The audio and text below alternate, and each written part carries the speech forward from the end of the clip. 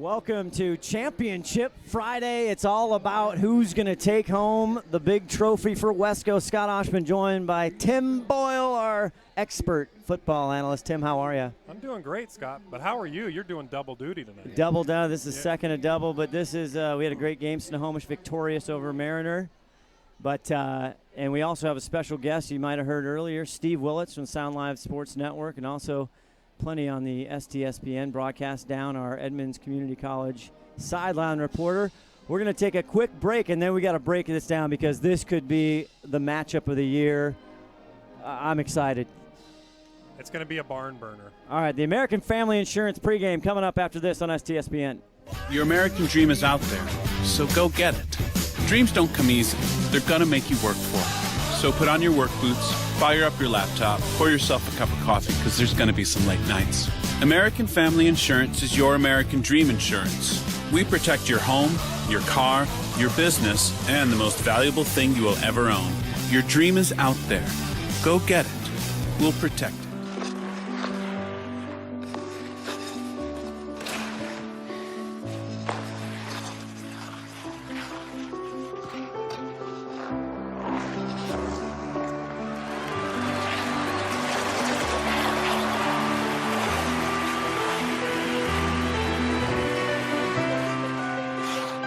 Your dreams evolve, and with committed support, they thrive.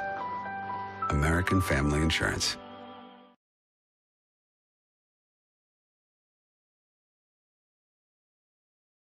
The Pledge of Allegiance, and we're going to go right down to Steve Willits, has head coach for Glacier Peak, Rory Rosenbaugh, his 8th season, and this is a big deal for seeding going in. And we're waiting real quick here. Arlington Eagles, number 1 in the WESCO 3A North, 5-0 in division, 7-1 overall. Their only loss is to Eastside Catholic. As the color guard brings it down. An 8 o'clock start tonight.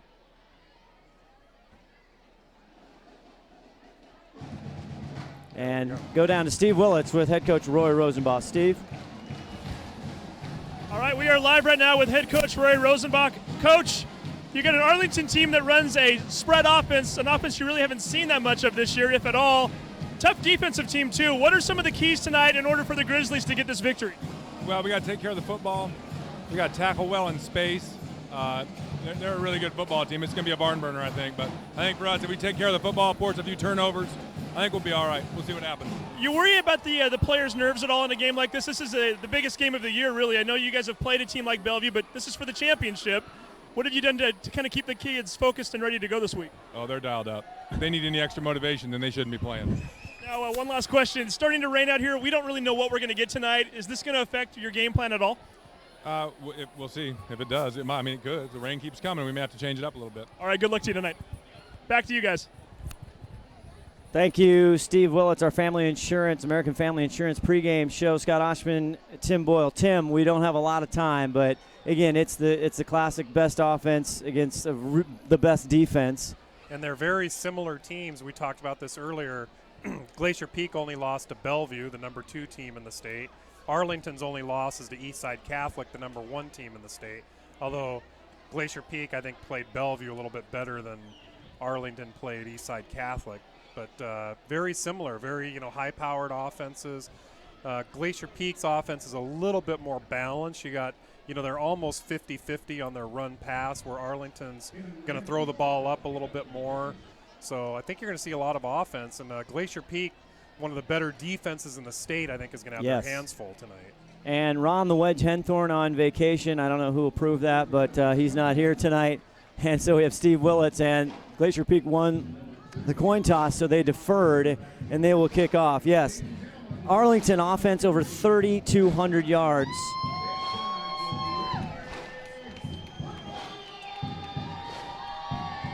Over 3,200 yards as you see Ramsey kicking off. And again, here goes the kick, but Glacier Peak with a 3,400 yards in offense. And it's taken by the up back at 20-yard line, kind of goes backwards, and tackled there at the 21-yard line. And that was number 21, Cameron McCormick. And we're going to look at the defensive lineup real quick here, Tim, for the Glacier Peak Grizzlies. And boy, we talked to Steve Hannon. Big Boy McCoy put one of the hits of the year and maybe many years as the middle linebacker. One of the best hits I think I've seen since I've been here. Yep. Malachi Fafita. You got all the kind of kids. But let's talk about offense now as we start. Kalahar starts from his own 21. The prolific passer gets it over to Selgren. I think he got it's it. incomplete. Oh, no, that like hit the ground. Okay. And trying to go to the target there. Selgren, actually a good basketball player as well. 51 catches, 667 yards coming into tonight, the senior. 2nd and 10. Fast-paced, no huddle. Goes over, incomplete, actually almost picked off, and Ian Black, I think he got a paw on that. He did. He actually got both paws on it. Lucky he didn't get that ball picked off, and Ian Black kind of laid himself out there. Trying to go to Bear. Again, their other key, number 4, Kyle Bear. Now it's 3rd and 10. Just starting here. WESCO Championship Friday night. Kalahar gets it to Selgren, misses a tackle. This is what he did. Now he's on his horse. Bunt trying to catch him. Woolhoff and Guffey finally slow him down, but he makes a move in the inside 20. He's 10. gonna get there. Woolhoff tries, slides in, and he gets the touchdown. It actually Arlington. looked like his knee would have almost went down right at the 6-inch line, but they give him the touchdown. Boy, and that's when we talk high-powered. What?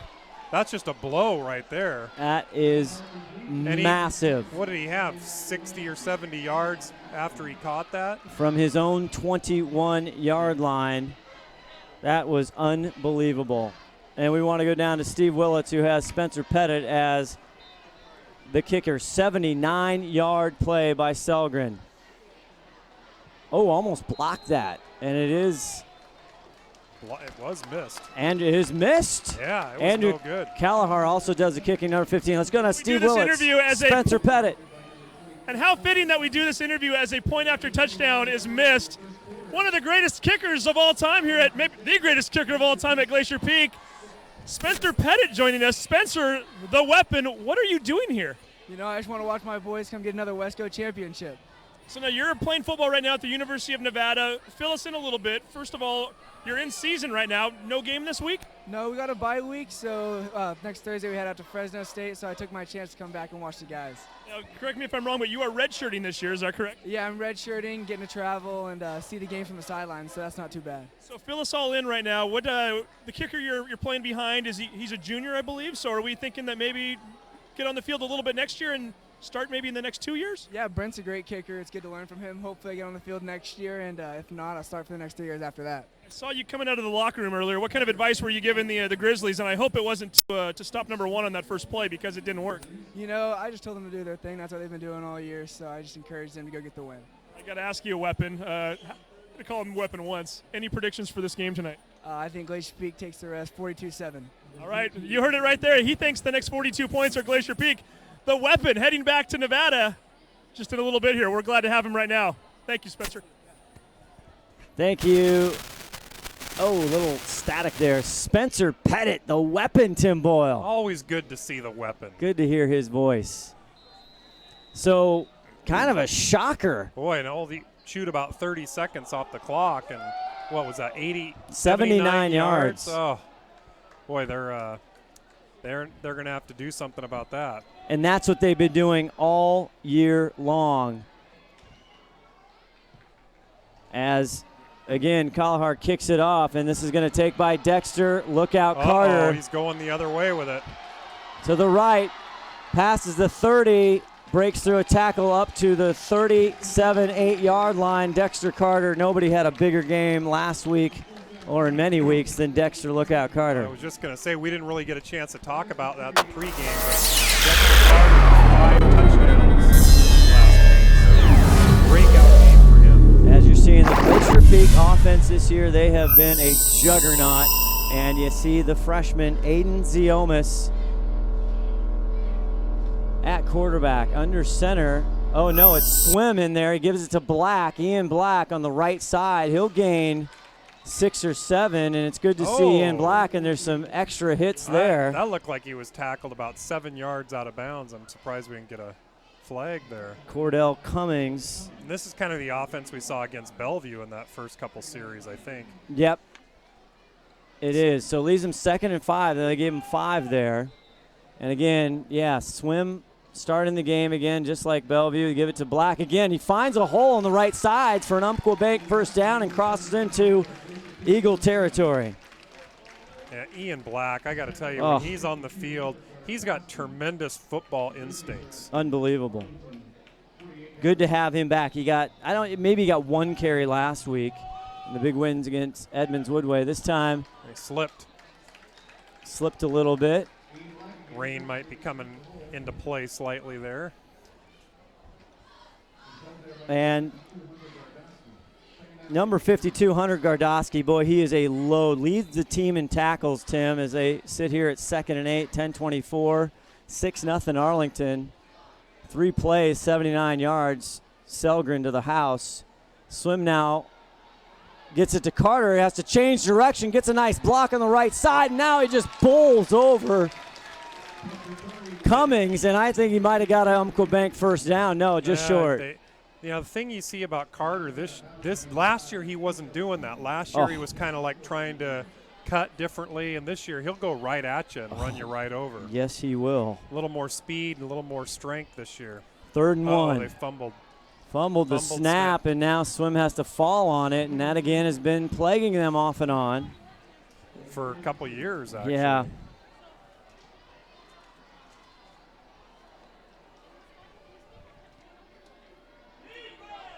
So 4th down, 4th and 2 now. This is critical. Trying to answer the big blow, a 79-yard touchdown. They missed the PAT. Jackson Swim, the sophomore, and his quarterback. He gets a clean handoff. They miss Black. Black crosses the 30, a big Umpqua first down on 4th and 2. That was a huge play. Bounces off a couple players. You know, we didn't even talk in the pregame. You know, this is the matchup from last year, Arlington versus Glacier Peak. Glacier Peak kind of snuck one out. They handled them nicely, actually, 27-6. And Glacier Peak was kind of having an off year last year. And Colton Bunt gets his first carry, but for no gain, 2nd and 10.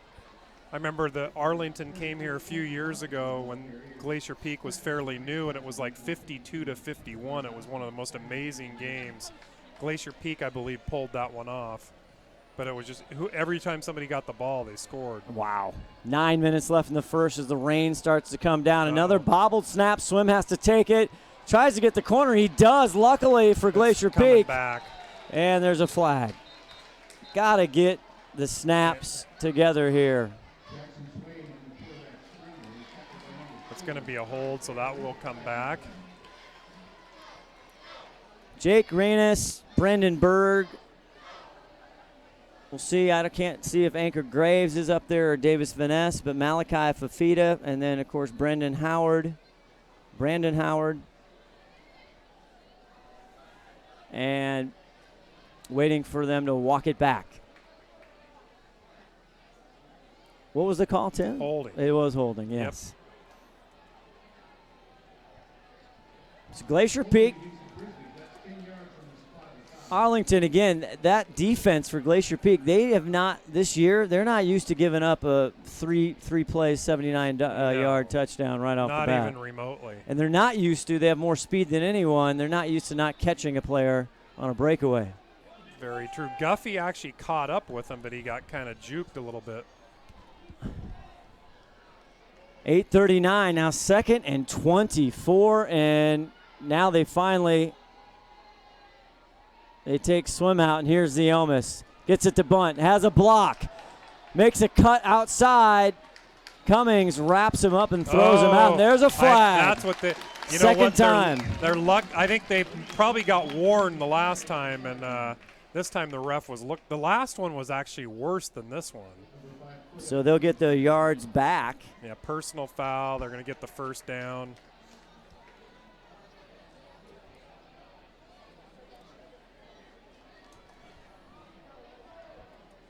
So getting the jitters out here. 6-0 Arlington here on STSPN. That's a costly. That's they huge. had it 2nd and 24, so costly penalty by Arlington there. And Tim, Glacier Peak defensive coordinator, joined us for the third quarter of that first game. I was listening to a little bit of that. And one of the things that jumps out to you again, and it's something we've dealt with Glacier Peak, covering them for 5 years, you do a fast no-huddle run and gun. Penalties are just a natural byproduct. And I tell you, Arlington, a lot of penalties. Correct, because the defense gets tired, and they Yep. get sloppy, and so absolutely. Carter on the right side, and he is met firmly there. A great tackle by number 39, and that's big Soltero, Dakota Soltero, a 6', 208 senior. Yeah, and then Carter was thinking he might be able to turn the corner there, and it just wasn't happening. 20 tackles. He was hurt part of the year in 4 games, leaves him 2nd and 10. Ziomas now in at quarterback, the freshman. Carter to his left. Ziomas swings it out to bunt. Guffey blocking. 10, 5, touchdown Grizzlies! Is he going to give it to him? He's marking it at the 6-inch. Are you kidding me? Boy, I don't know. It looked like the ball got in. Boy, I don't know about that. Let's go to our exclusive STSPN replay, and then we'll go down to Steve Willits. And Steve is right there. He is. Let's see what Steve has to say. We're looking at the replay. Hard to see. Steve had a great angle. I guess he did not see it. I guess we thought he might be right down there, but there's a penalty. What? I didn't even see the flag. Boy, that's costly. Oh, my goodness. And, that route almost got jumped. I don't know if you saw that. Yes, I was nervous about that. Almost was picked off, and I wasn't sure if it was going to get picked off and landed in Bunt's hands. That was a costly penalty, though. Big time. Now swimming again. Gives it to Black. Black right side. He'll get 4 or 5, maybe even 6 there, but we're going to set up a 3rd and short. Ian Black just seems to be able to get those extra 3 or 4 yards every time. He's just a gritty player. Fantastic. More so on defense. Yeah. So waiting for the play in is Jackson Swim. We're switching quarterbacks again here in the first quarter for Glacier Peak. Swim under center. Ian Black gets the ball the right side, finds a hole, drives it up down to the 1. Is he in? It looked like he got it, but they're going to say just short. 5 Tool players yelling in the background, not happy about the call. Well, they've had to earn this if they do get in, and the hard way. They're working hard for a McDaniels Do-It Center touchdown, Tim. 1st and 1 on the 1. And I think Slim just took it. Did he get there? Jeez, it sure looked like the ball. Hard to say from this angle, but it was very close. Where are they going to mark that? Oh, baby. It's 1st and half. Again, number 50 in 1st and half. Kenny Mills is a stud, 6'3", 218. He was in the middle of that 2nd and goal. Swings around, and Ian Black is in. Yeah. Touchdown, Glacier Peak. Our McDaniels Do-It Center at 6:22. They answer. Ian Black on the 2nd effort there. Bounces his way in. Let's go down to Steve Willits, our Edmonds Community College sideline reporter. Nice job by Black to get into the end zone. The key, though, might have been the play right before that. Guys, I don't know if you could see it from up there, but right along the goal line here, Swaim, when he took that snap, dropped it initially. It hit the ground. He did a nice job to pick it up and to get back to the line of scrimmage. Thank you, Steve. And what happened there? They kicked it right into the line. The ball, I don't know if it was the snap, but it just got kicked right into the line. So. 6-6. They can't make them pay by missing theirs. Yep. No good. Again, kicker Kevin Ramsey, he was on a roll. He had 38 of 39. It's not the kicker's fault, as Johnny McLean, our statistician, saying over on the left there in the cheap seats. We're not sure if he's joking, though, or he's serious. But he had his first blocked kick last week, Edmonds Woodway. Other than that, Well, that was a soccer kick right into the line. It took about 3 Yeah. bounces before it got to the line. Did you see anything on the snap or the hold? They've been pretty good. No, but I'm guessing it was bad. And you are the Swami. So ties it up. They kind of did it the hard way. They went backwards, forwards, all kinds of things, did Glacier Peak on that drive. Big Arlington penalty and then a big Glacier Peak penalty. Bunt thought he had a touchdown. He didn't. And we're tied up at 6-6. Oh, and you got Logan D. Schneider Weaver right here on the near side, number 41. We'll see again defensively. We talked. We'll see how he changes it up. This one takes a bounce. It's going to be taken at the 13-yard line. He's crushed right there. That was Selgren with the ball, and he's put down. Got hit pretty hard. Yes, on he that. did. They're going to give him the 21-yard lines, exact same spot they started their first series. And D. Snyder's out there, 41. He tried to make a play on it. He had to come from the other side, though. Spencer Pettett, the weapon, the live weapon and is in in color the in the house. house. Wow. I tell you, he's such a celebrity, Tim Boyle. What is going on, Spencer? Uh-oh. Uh-oh. That's a catch again. That's by Wyatt Bass. Again, 22 catches, 305 yards, Tim Boyle, Could have coming been in tonight. picked. Thought it might have a chance to get picked, too. And Ian Black almost had one in the first series. 2nd and 4, pick up a 6. Kalahar. Oh, and he's going And down. now he's going down. That's the one thing we talked about, and that is number 50, Ayotte. And Alex Ayotte, the senior, 6'2", 210. He's getting more playing time lately. We haven't called his number too many times this year, so good for him. You heard Spencer Pettett on with Steve Willits. 3rd and 11 from their own 20. Kalahar, Selgren in motion. They fake it. Now they get it to Nutter. First time tonight we're seeing Devin Nutter, their prime running back, and he only gets 3-4 yards. Nutter's having a good year this year. He's got 547 yards this year. 17 catches out of the backfield for 182 yards. 19 catches for 19 carries for 190 yards against Marysville Pilchuck was his big game of the year. But big stand there for the defense for Glacier Peak, and Arlington's got a punt. So, Spencer, what happened on the extra point down there? Little blocking miscommunication. And kind of a rugby that's style. going That's right number out of bounds. 4. That's Kyle Bear. What happened? Where are they going to mark that one? About the 46-yard line. So Glacier Peak's going to be on the positive side of the field there. Let's stay here. You want to interview Spencer Pettett while they change sides here? Sure.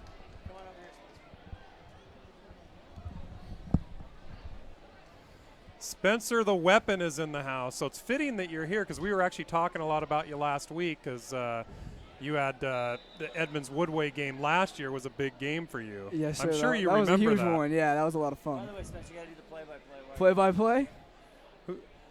Who's out there? Who's the QB? We got Jackson Schwim at QB right now. Now, come on. What's going on? Why do you switch it up, Spencer? Why are they switching it up, I don't know. Spencer? It's like bunt for about 4 yards. So, yeah, that game, that was your, 56-yarder and a 4. Didn't you have one that closed out the half and one that closed out the game? And Yeah, I had the 56 with like 3 seconds left in the first half to make it 3-0.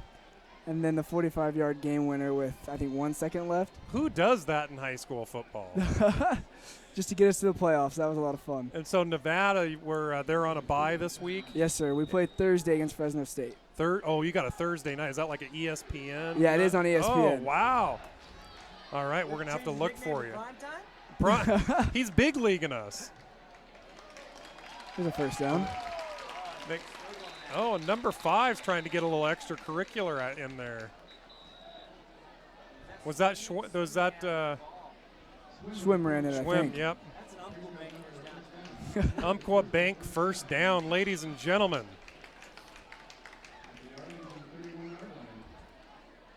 So what's Nevada's record this year? We're 4-4 right now. we've had a pretty good season, just some games that we should have won, I think. So hopefully we can get these last 4 games and end the season on a good note, get to a bowl game. So do you get to go to a bowl if they go? Yeah, so I travel with the team every week, but Excellent. on top of that, every red shirt travels on a bowl game too. Well, that will be fun to see the weapon go into a bowl game. Exactly, get a ring out of it. Well, yes, for sure.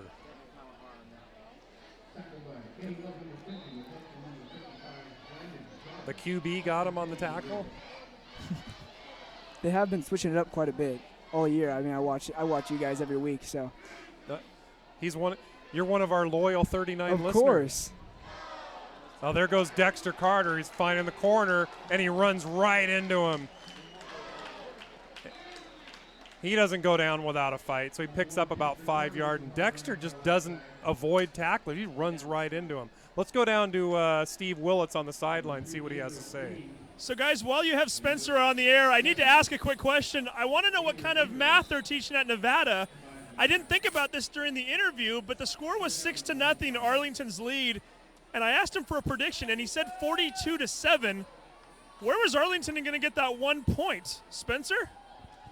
I really don't know. I did not think about that. 41-6 now. Well, we got to get, he's a kicker. He's not going to expect them to miss a simple extra point. You got to give the guy credit. I'm actually not taking math right now. I saved that for next semester, so maybe that's why. Bye-bye bunt. I love it. I love that video, too. The Umpqua Bank first down. We've had a lot of those already. So Glacier Peak knocking at the door, already in the red zone.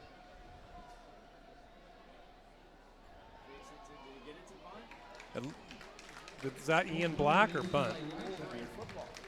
Oh, and they're still, that is bunt.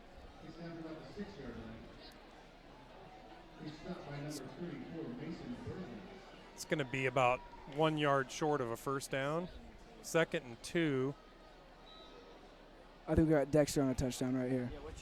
We got Dexter on a touchdown around the side. Is he going right or left? He's going left. Yeah, because he would have to go left where he's lined up. That's true. We got bowling ball back there. Oh, I was wrong. Quarterback keeper. 6 points. Touchdown, Jackson Swim. I got broadcasting my future. Well, once your NFL career is over, you're going to be in the broadcast. Yeah, exactly. Booth. I can hear you. Locked in fantasy, NFL fantasy. You got me. You got me right now. Oh yeah. Oh, you can't. You have to draft him. No. It's gotta be a top Mindy 7 will round. probably take him.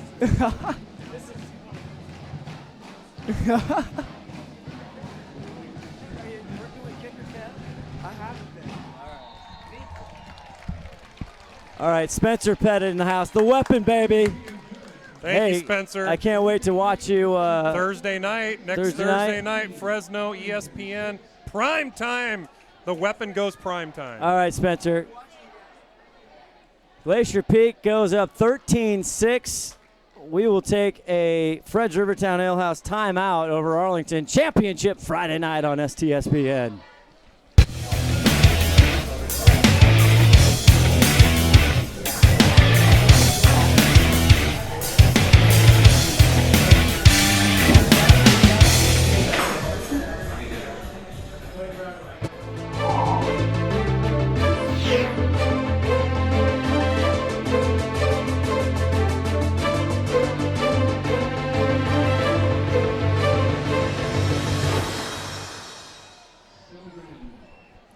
Back here, Scott Oshman, Tim Boyle, the entire STSPN crew, except we're missing a couple, Tim Boyle, as Glacier Peak kicks off, but I know we heard from Replay Rob tuning in from Chapel Hill, North Carolina. He's going to have a Halloween on Franklin Street. Is he over there for like Dad's weekend or something, or what's he doing? He just needed a trip.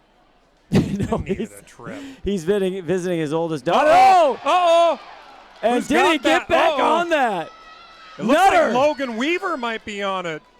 Nutter receiving the kick. Arlington saying no problem. Devin Nutter, not sure if he got a handle. Good job by Nutter to quickly pounce back on that ball. That could have been big problems. And Logan D. Snyder Weaver right there. He just wants to rock. Let's go down to Steve Willits, our Edmonds Community College sideline reporter.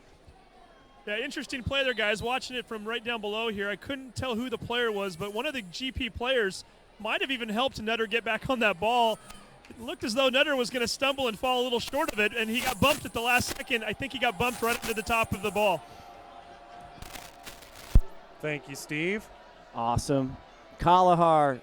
Oh, he gets it to Nutter, and it's a decision he would rather And who got him? And that's 25, Mr. Argue. Oh. Look at this replay.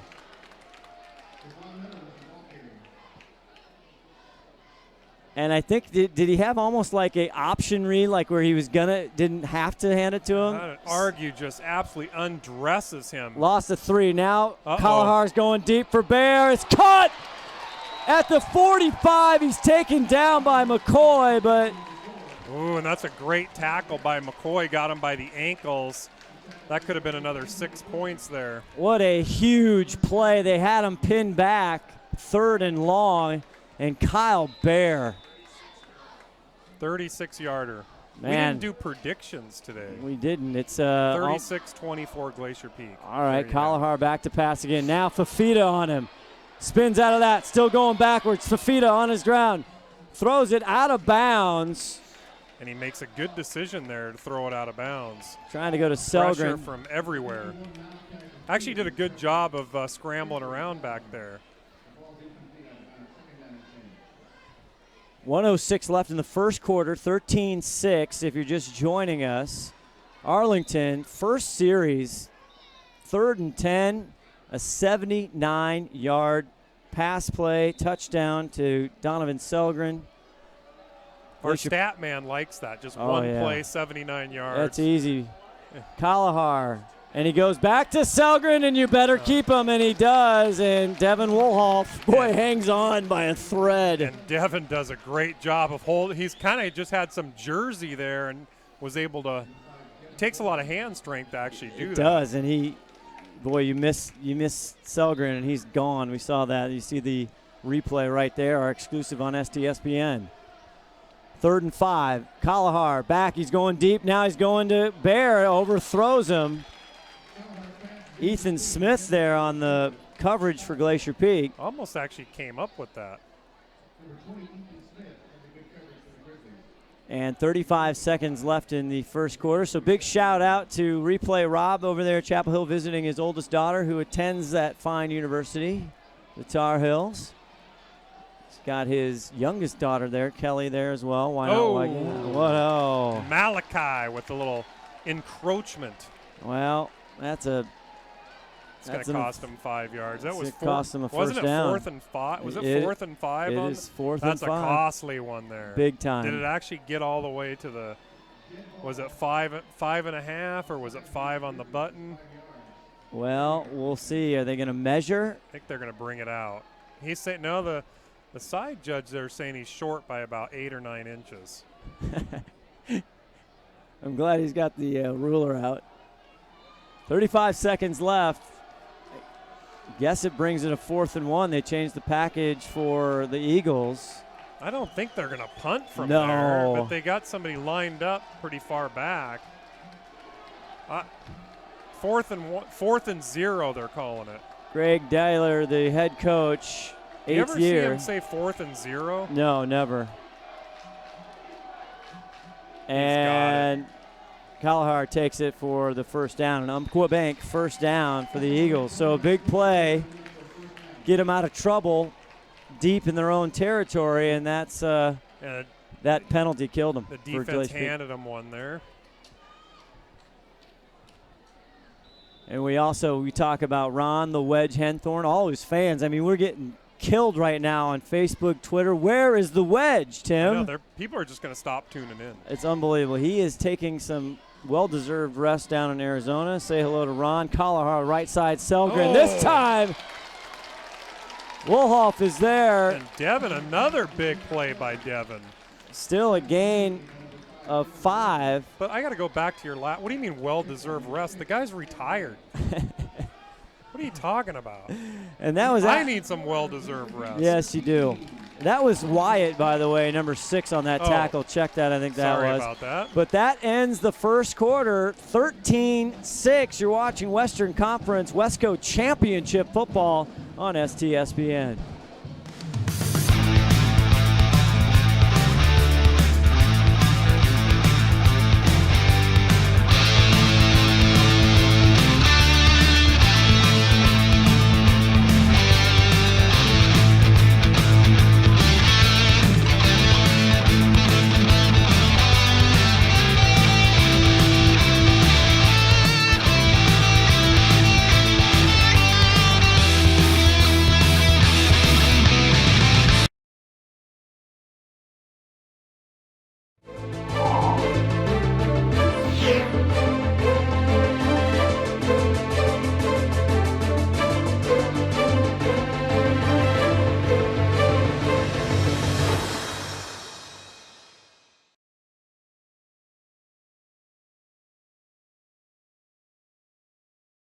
Well, Steve Willits, our guest sideline, Edmonds Community College sideline reporter here. We got John McClain on statisticians, Leslie McClain directing, and the executive producer, engineer, 5-tool player, Todd Elvig, and Jess McClain, no relation, on camera. Kalahar down, going deep for Bear, overthrown, Smith on the coverage.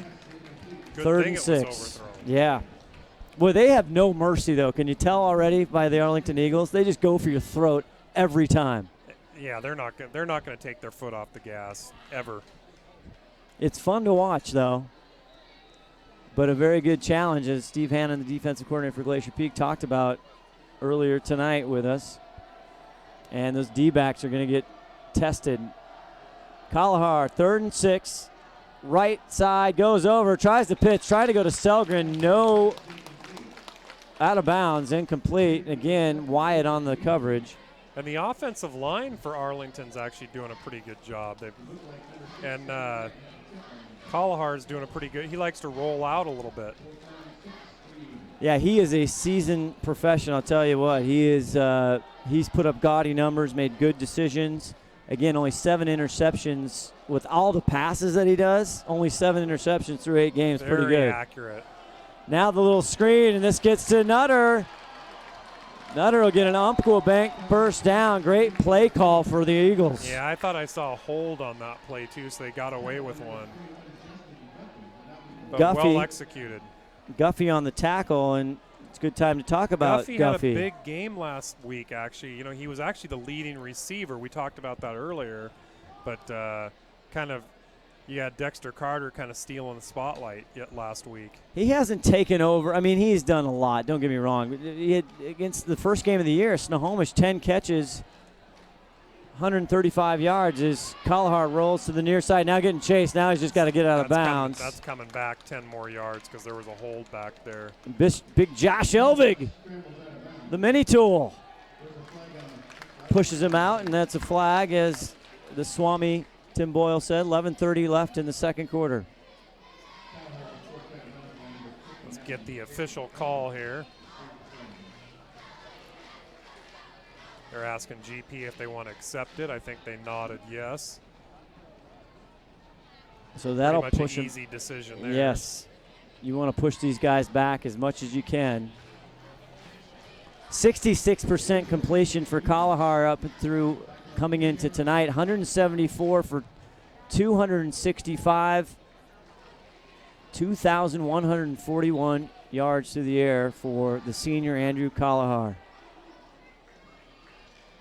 Nutter to his right. Kalahar getting pressure. Now dumps it to Selgren. And a bad angle there by Smith. Here goes Selgren. Guffey, he makes a move inside to wait till the other GP kids catch up, but he takes it down to the 2 or 3 yard line. Selgren is killing them early on. And he actually makes some really good moves down there to get some extra yards.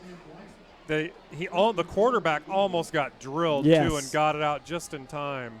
And that's the risk reward we talked about with Steve Hannon. Do you put pressure on him? That's a 37-yard play for Arlington. And he needed to get there about 1/10 of a second earlier to disrupt that play. 1st and goal from the 3. Kalahar going to go to the air again. Gets it over. Incomplete, and we'll see if we get pass interference. They want it. Guffey on Selgren. And there's no call.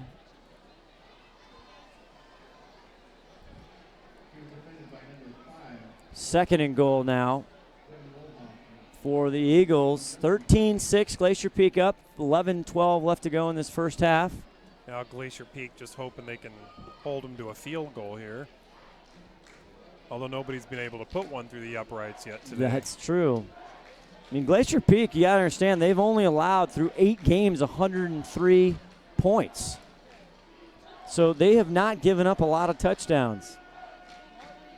Motion here. Kalahar now under center, which is rare. Gives it to Nutter. Hands it off, and he passes it. A clever play, well executed to big number 84. That very well executed. Kind of reminded me of that 2-point conversion GP tried against Bellevue, and it didn't quite get executed. Exactly, the exact same play. That's Chase Marks, the senior, 6'2". We'll go down to our Edmonds Community College sideline reporter, Steve Willett. Steve? Yeah, the classic Tim Tebow jump pass, and boy, did everybody bite on it. Just standing down here on the goal line. As soon as he leaped into the air, the Glacier Peak defenders knew they were bit. They had no recourse at that point, and you could just see the look of disgust on their face.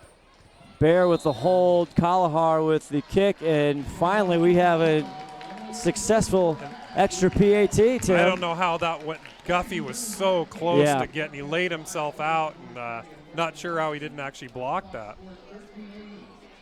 Oh, it was. I checked that. We got Glacier Peak did get an extra point. Our crack staff checking me at every turn, Tim. We need to have fact checkers here. We do. Let's take a break here with 11:08. 13-13 Championship Friday on STSPN. Clogged drain? Other plumbing problems? Call Action Jackson Plumbing for 24-hour service. Owned by a lifetime Edmonds resident and Edmonds Woodway grad, Action Jackson is the drain cleaning specialist. They can unclog most internal drains for only $99 plus tax. Call 425-877-5601 or visit actionjacksonplumbing.com. So Tim Boyle, both defenses scratching their head at this point. 13-13, it's kind of made looking easy. Yeah, and I didn't expect. Yeah, you expected it a little bit. I thought Glacier Peak would be a little tighter on the defense, maybe give up, 13 or 14 points the whole game. But now Arlington's doing a great job. Well, obviously the 80-yard or the 79-yarder crushed him. Yeah. And the Arlington Eagles, again, special teams, we talked about that. They do all kinds of stuff. They do onside, fake onside. They do all kinds of stuff. It's taken there cleanly by Smith, and Smith will get it across the 40. He's done a good job this year to the 41, and that's where Glacier Peak will start. Yeah, great field position. And Ethan Smith been doing a good job this year. You're the offensive coordinator. You take that any day of the week, starting on the 41-yard line. No doubt. So Ziomas in at quarterback. We've had Swim. He was kind of led the charge last time, and we'll talk about what this game means. If you win or lose, where do you go? So I think they both stay home, but the winner gets. I think the winner gets Rainier Beach. The loser gets probably Peninsula. Okay. So number 7 Metro and the number 4 SPSL. Look at that. Look at Ziomas. Crosses the 50. They're going to put him down at the Arlington 49, just short of a first down. It's going to be short by about 6 inches. Great little run. That was a great. We saw one Edmonds Woodway. He did, but that was more improvised. I don't know if that was a called play, but he did a nice job last week in kind of tucking up in the pocket and identifying where there's opportunity. Ziomas has gotten the start the last 3 games. So second and a couple inches, and they give it. No, they keep it. They pass it over. It's caught. Oh, no. Look at that. Down the sideline. Way down to the 16. Is that Wolhoff? It is. Wolhoff. So I thought Carter had it. Ziomas kept it, and then he pops it out to Wolhoff for a big gain down to the 18. And I don't think we've seen that play yet this year, No. have we? A little bit of a trickery. Tomfoolery. Or I should say Tim foolery. Either one works. 32-yard gain for Woolhoff. 1st and 10 now, GP in business. 10:43 left to go in the first half. Freshman quarterback Aiden Ziomas. He keeps it again. Looks to pass. And tried to get it to Woolhoff again. He was open and just a little bit underthrown. He was open.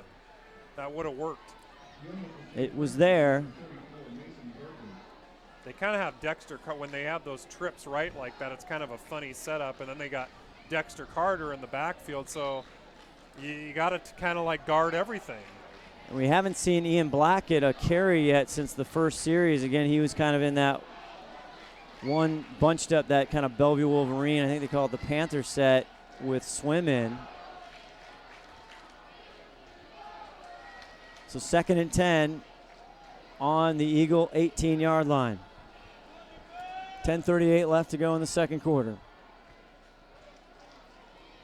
This time they give it to Carter up the middle. He's making people, and they try and strip the ball. Did they strip it? He's saying, yeah. Arlington's saying yes. I don't think so.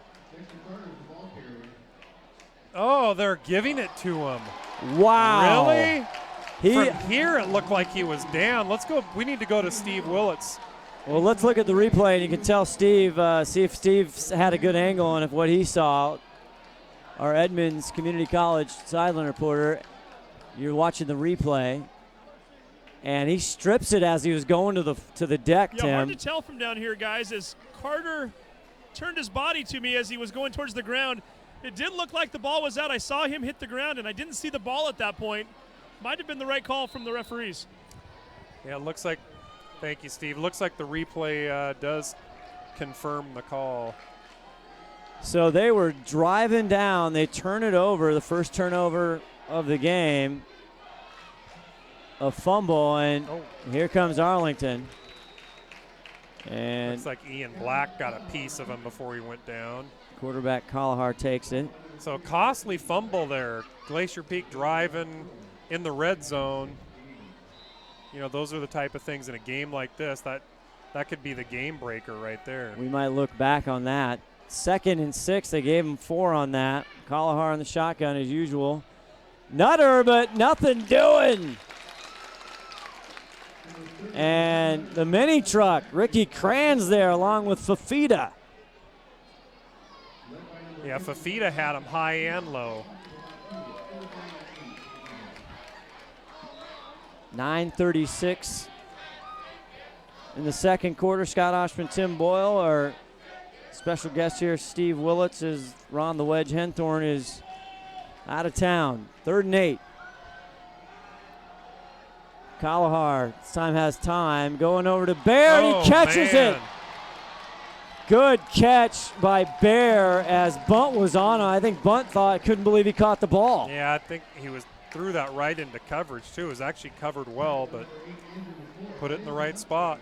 Kyle Bear, number 4, I tell you, 6-foot senior, he can catch the ball. He had 8 catches for 157 against Oak Harbor. He's had a long of this year, 71 yards. And that's what Arlington does. They keep, here's Nutter. And Ricky Kranz in the running game doing nothing. That was a wrestling move there. Was. And he is a wrestler. That's right, Ricky Kranz. Brought him back to the mat. How many points? That would have, well, it wouldn't be any points. Oh, okay. Ian Black there as well. Big loss. 2nd and 15. Arlington loss of 6, takes over. Kalahar going to the air, wide open, tries to get it, drops. And that was number 7, Avery Winterer. And Winterer gave him a break there because I think he could have got a few yards out of that. He comes in tonight, 20 catches, 200 yards. Yeah, he did. That was in and out of the hands. He'll want that one back. 3rd and 15, Tim Boyle. See if the Glacier Peak defense here can pick up their offense who had the fumble. Kalahar back. Waits. Now he's going deep the sideline. Bunt. Breaks it up. Going for Bear, and Bear wants an interference. And it was close. They were both going for the ball. That's one of those you probably could have called either way. But instead, we'll call it great coverage by Bunt. Well, you get to choose as you see the exclusive STSPN replay. You tell us. And now there's a flag, though. Personal foul on GP. Oh, no. And they had it 4th and 15. Let's see if Steve knows what happened down there.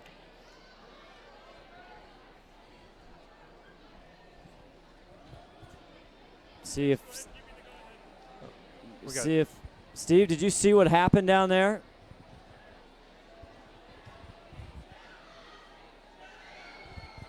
See if we can get Steve. There he goes. Yeah, I caught the very tail end of that play, guys. Devin Nutter, the running back, was on the ground as the ball was being thrown. He immediately leaped to his feet, and when he looked over and saw the yellow flag, he shook his head yes to the referee like, I'm glad somebody saw that. So I didn't see who the Grizzly player was that knocked him down, but I think obviously it had something to do with Nutter, who had been blocking for the quarterback on the play. And thank you, Steve. I got to tell you, those are costly. And that, 4th and 15, and you give them the first down. Those will kill you as a coach. Those will absolutely just crush you. So they get new life here, do the Arlington Eagles now on the 47 of Glacier Peak. Kalahar rose to the near side, throws it over. Again, Winter can't catch the ball. Another drop. And he had big boy McCoy right on his tail, number 8, for Glacier Peak. So this is one of those drives, Scott, where if Arlington goes down and scores, you can, really attribute it to one penalty on this drive. They had 3rd and a mile to go again. 4th and fourth. Yeah, 15. I was bringing up 4th. Yep.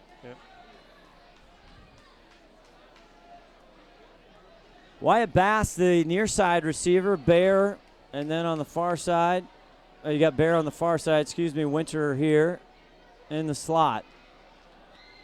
Kalahar looks over.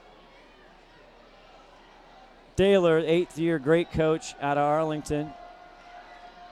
And this time they get it to Nutter, and it's not happening. A little bit of a delay on that handoff. The hole closed. Did, and that's Ayotte again. Alex Ayotte there. Ricky Kranz there again. Black, McCoy. How much does Ricky Kranz weigh?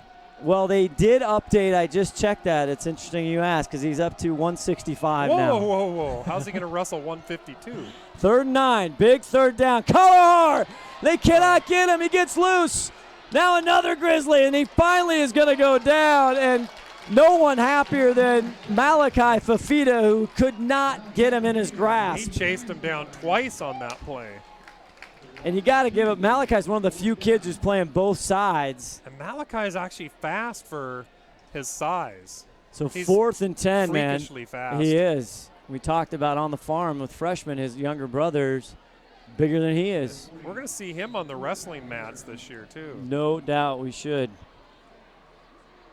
So a big stop for Glacier Peak fans and the GP defense after the fumble for Glacier Peak down at the 18-yard line, just about ready to hopefully punch it in. Huge penalty. Uh-oh. It's a Mike, fake. Here we go, and it's a fake. This is what they do, special teams. No one there, though.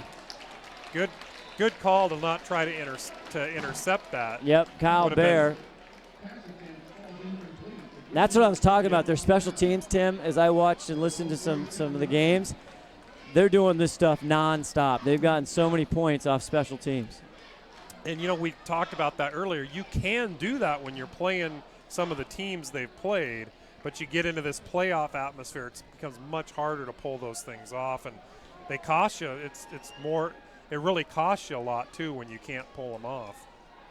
Glacier Peak takes over on downs as Aiden Ziomas is out at quarterback once again. 13-13 with 6:54 to go in this first half. Glad you're with us. Ziomas over to Guffey again. He has not gotten the ball. That time his first touch. He gets across the 50. And you're right. That is his first touch. And he's just that type of guy you got to put the ball in his hands more than once and a half. He needs to be getting about 12 to 15 looks somehow, whether it's running or receiving, punt return. Any way to get him the ball. Only going to give him 3 there. 2nd and 7. Ziomas with Carter right next to him. Now he hops over. Ziomas quickly, and it bounces in, and oh, man. It's a reception, but it is a reception. It looks like it hit the ground. No, it's a reception. I think it just he was on the ground. He can't get up and run. Boy, Wyatt Hawthorne. I thought Wyatt Hawthorne for Arlington had a shot at that. So 3rd and 9 here with 5:57. We kind of had just fireworks here to start this game. We've kind of hit a little bit of a scoring lull. Yeah, they've kind of acclimated a little bit. 3rd and 9. It's 4-down territory right there for Roy. For sure. They're on their own 48 here, right near the mid-stripe. Guffey in the near side, and deep coverage for Arlington. Ziomas fakes it. Now he runs it up. Easy first down as he runs out of bounds. That's an Umpqua Bank first down at the 42. Did he pull the Russell Wilson where he stuck the ball out a little bit? He did that he showed that last week. He is got an old soul.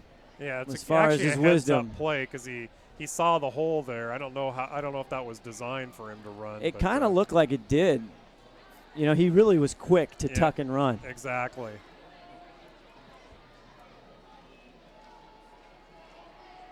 So we'll see what they draw up here with 5:20 left. All tied up at 13-13. Gets butt in the middle. Shakes one guy, gets across the 25 into the 22. Bye-bye bunt. They were lucky. They were lucky they had the numbers on him. Yeah. 10-yard completion for Dexter GP. Carter's having a little bit of a quiet quarter right now, so I'd look for him to get back in this game. Not enough balls to go around with all the players. He stands back to go. Going deep for the touchdown. It's a jump ball. Bunt was the receiver, and no call as number 10 for Arlington, and the fans don't like it. It was actually the right call, believe it or not. I hate to say it, but the ball wasn't thrown in the right spot, so he had to kind of climb over. But that was actually the right call. And the defender had every right to be in the spot he was. The guy had to kind of try to come over him for it, so it was actually the right call.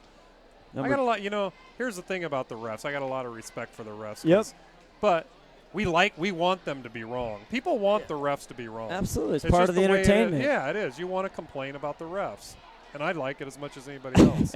That's why you own 6 challenge flags in your personal attire.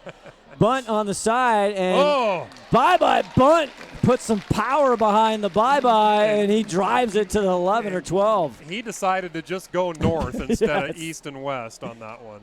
So Bunt getting a lot of the carries and work tonight. Again, They're actually going to give him the first down. They? That's an Umpqua Bank first down. We got the 5-tool player over there getting all upset, and we got to give him a beer over there. Not much gets by him. How do you pass around? You got Ian Black, Dexter Carter, Bunt, Guffey. Oh, you got Woolhoff. Yeah. They are just stacked. Here they are back again, though, in the red zone, the Arlington 13-yard line, 1st and 10. This is their last series. Here's Carter. Carter cuts to the outside, now makes a move, now just runs over 2 white jersey Eagles down to the 2. Look out! Carter's coming. I got to tell you, he has improved so much from last year. I don't even have words to describe it because he just struggled so hard last year and this year. And even in the first game this year, he struggled. And he just, all of a sudden, he's a whole new player. He's going to be playing on Saturdays. Or he's going to be running track somewhere. I can't wait to watch him run track here pretty soon. I might have to come make my yearly track outage. Absolutely. Just to watch Dexter. 11 touchdowns on the year. He racked 5 of them up in one game last week. The Seattle Times Player of the Week. Does he give it? No. That's the read option. Now it goes down on the ground, and Ziomas falls on it, but back at the 9, and that read option is not smooth. Well, it definitely wasn't there, that's for sure. It looked like there was a tug of war between Ziomas and Carter. Didn't exactly look like the Wilson Lynch read option. No. Dexter's saying, I love you, Z. I love you, baby, but you got to give me the ball. I got 11 touchdowns, okay? And I'm the district champion in track. Yeah.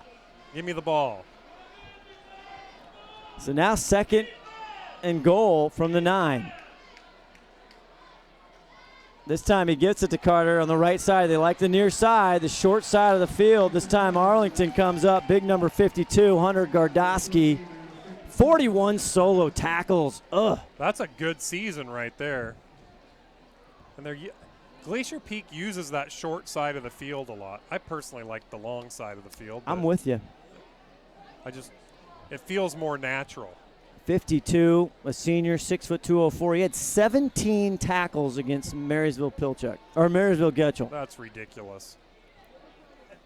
That's a good night of work. That's ridiculous. Like, let somebody else tackle somebody a couple times. It's funny they pay that 3-man front does Arlington. And now there's confusion on the sideline. And, again, I think that's a good timeout. Rory. Well, you Roosevelt, may as well. Yeah. 2:46 left. Can't take them with you, right? Let's talk about Asian nachos and some good porter beer and black beer. No, we're not. We're not taking a Fred's Rivertail. I was waved off. Well, at least she doesn't poke you. No. Elvig, the 5-tool player. Oh, the 5-tool. Oh. Are we going to break? It's just not Fred's. Hey, let me.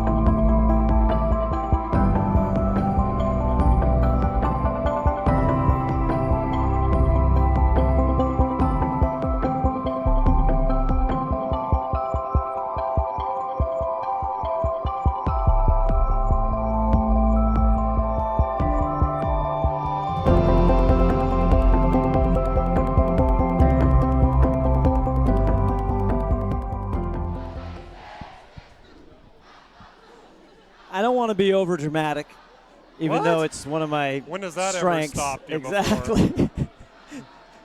But I feel like you got to score against these guys when you are at the 9-yard line because you got to keep them at bay. I mean, this is just, you got to one-up the Joneses here. Fakes it to Carter, now going, looking, scanning. Now he's got to go to his right. He's in trouble. 3rd and goal, he's not going to get there, and he runs out of bounds. That'll bring up a 4th down, and this could see one of a 6. rare. I think you kicked the field goal here. Yep. Ramsey. Now, many years past, Rowe I think goes for that, but in a tight game like this, I think you got to put the points on the board. Ramsey has 2 field goal attempts this year. He's 2 for 2 from 30 to 39. This is going to be what, a 24-yarder? Yeah, 24-yarder. Plank to hold. Again, he's only had 2 tries. This one's up. I think it's good. It is good. Not even a doubt. So kicker Kev, at least they come away with 3 points. And we will see if Arlington can match them. The cheerleaders are doing their push-ups. Hey, we got to get the camera on the cheerleader. I still got to find out, why is our mascot the Grizzlies, but we have a black bear mascot? Oh, I tell you, that's an unanswered question that's lasted 5 years. No, it's a black bear. I'm telling you.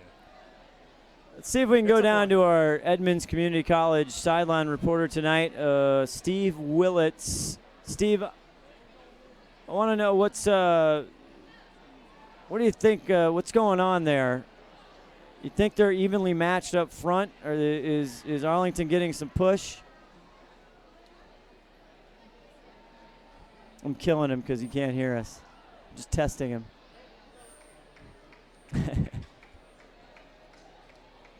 Now Willits is. Great game down here so far, guys. I was a little surprised on that fake punt. The fact that I watched Bayer roll out, it looked as though he might have had an option to kick it still if he wanted to. The fact that he threw it, and from where I was standing, into an area where there was just nobody around at all, he should have just kicked it away, and that's the difference in the game so far. Thank you, Steve.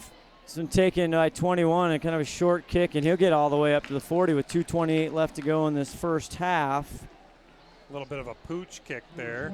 McCormack, Cameron McCormack, the 6-foot senior for the Arlington Eagles. Gives him good field position, 40-yard line. So Arlington, we've seen already tonight, and it's well documented in the season. They, like our Glacier Peak, they can score quickly. They do not need much time. No, 2:28. That's enough time for them to score and GP to score again. Kalahar back to pass, looking, has plenty of time. It goes over, and it's caught by Bear. Missed tackle down the sidelines. McCoy slips by, and he gets all the way to the 11-yard line just as we were talking about it. Yep, like I said, both teams can score. I'll tell you what, Arlington, their receivers do a great job of actually putting the moves on GP after they catch the ball. That was another 49-yard massive play by the Eagles. John McClain likes those big plays on the stat book. Here we go. Nutter. Oh, and he's taken down. No, excuse me, that's Kalahar taking it. Yeah, he finally is sacked, and he's been hard to get to. Yeah, and I think it was Ian Black that got him, number 34. It was Black. See what they'll give him, a loss of 3 or 4 yards. A little loss of 6. And somebody's taking a timeout. It's an official timeout because of equipment. Malachi Fafita's coming off the field for one reason or another. 53 will come in.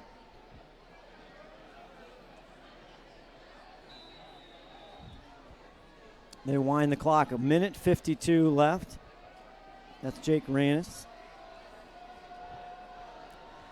Kalahar, I tell you, 11 for 22, 264 yards, 2 touchdowns, and here he's going to go for more. Over the middle, Selgren, touchdown! No, it's intercepted. Was it picked up? McCoy! It's picked off. Unbelievable! Tipped by Selgren, GP! And I'll tell you what made the play is the hit makes the play. So he got absolutely leveled, and the ball comes popping out. It looks like he was it looked like he was going to get a touchdown on that, and he just gets leveled. I didn't see it because the pole, but that's like the end of the interception with McCoy. You'll see if we can get it back.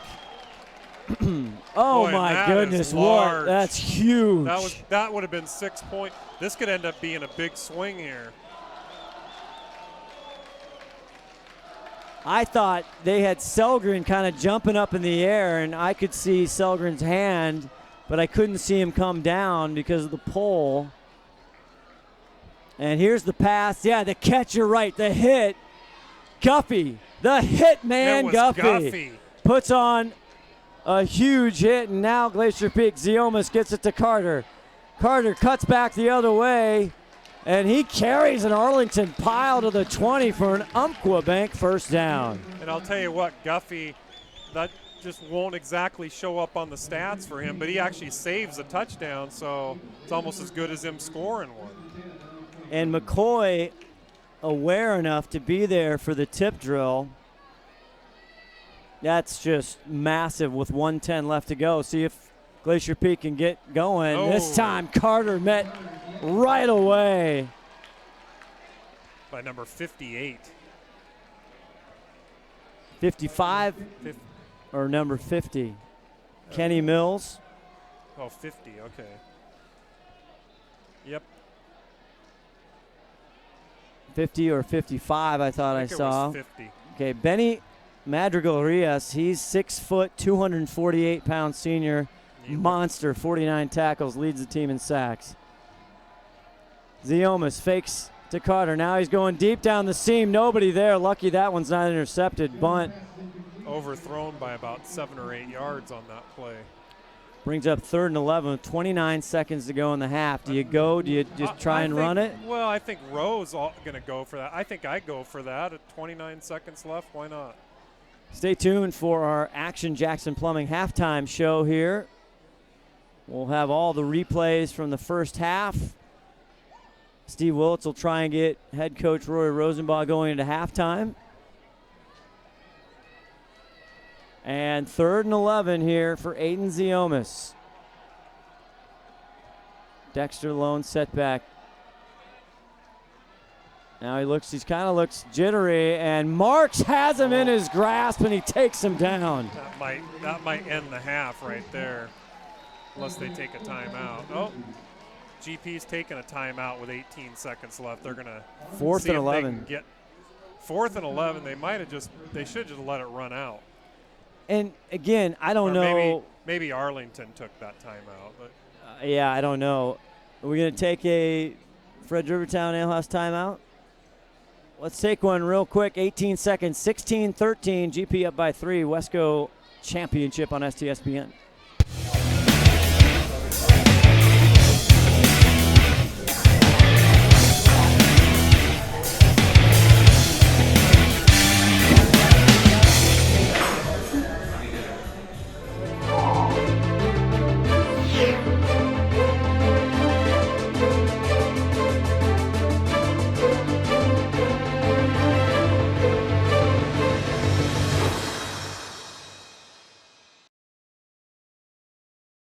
Let's go down to our Edmonds Community College sideline reporter, Steve Willits. Steve. Guys, an injury report down here on the sideline is Justin Guffey apparently has banged up his leg a little bit on one of the last plays. They just put wrap along the lower part of his left knee, so we'll keep an eye on that as the game progresses. And it's over, and Kevin Ramsey, what can he do? He tries to get out of the end zone. He passes it to Dvorak. Dvorak catches it. Gets out of bounds with 5 seconds left. Wow. He shouldn't have went out of bounds, but a heads-up play, boy, they had to ad lib. Wow. And he was 9.5 yards deep in the end zone. I actually thought he was running along the line of the back of the end zone. That was a crazy play. Brilliant heads-up ad lib, though, by Kevin Ramsey. And how does he have the wherewithal to actually throw a pass after he's run about 12 or 13 yards? Unbelievable, but now Arlington licking their chops. They are on the 16-yard line, and they have 5 seconds. Well, if you have any type of field goal kicker, I think you kick that field goal. Do we want to go down to Steve and see what he has to say about that? Or I don't know. We're going to go. We'll see if we go down to Steve as Arlington comes out this play. They have Bear as their kicker, and it looks like that's what they're going to do. Or Kalahar, just depends. It looks like Kalahar is going to take a shot at this.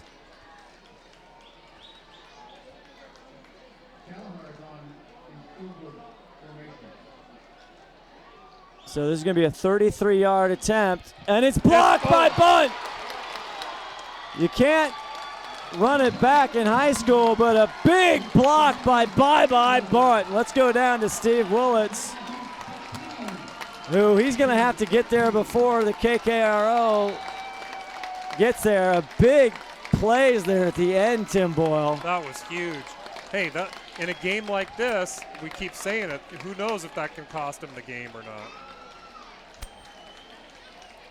And we're waiting there's Steve Hannon. Let's go down to Steve Willits with Steve Hannon.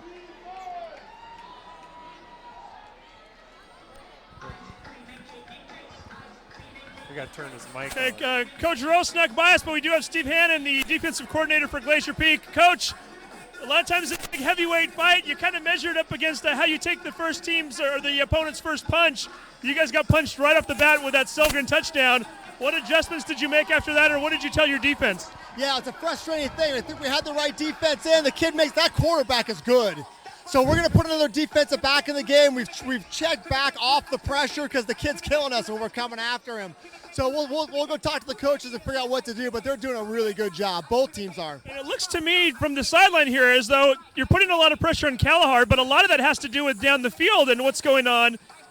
You've got a lot of folks down there that are really kind of giving you coverage sacks right now, or at least coverage pressure, right? Well, when you put pressure on the quarterback, you're left a man-to-man in the defensive backfield, and that quarterback, if he's got any time at all, he's going to find an open receiver.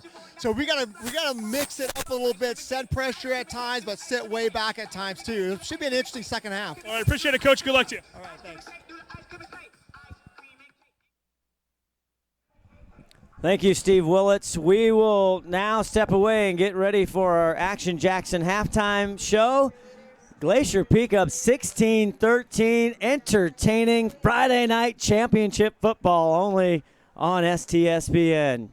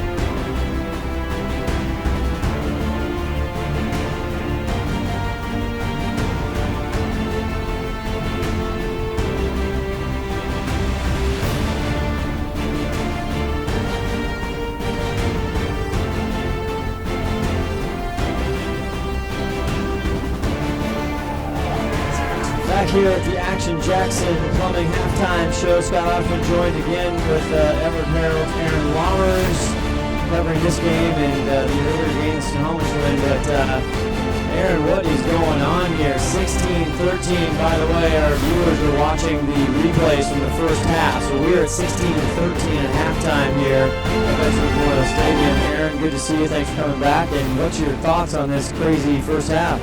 Man, I got to learn to maybe not pass judgment on teams I haven't seen yet with Arlington, because I thought Glacier Peak was going to roll in this game.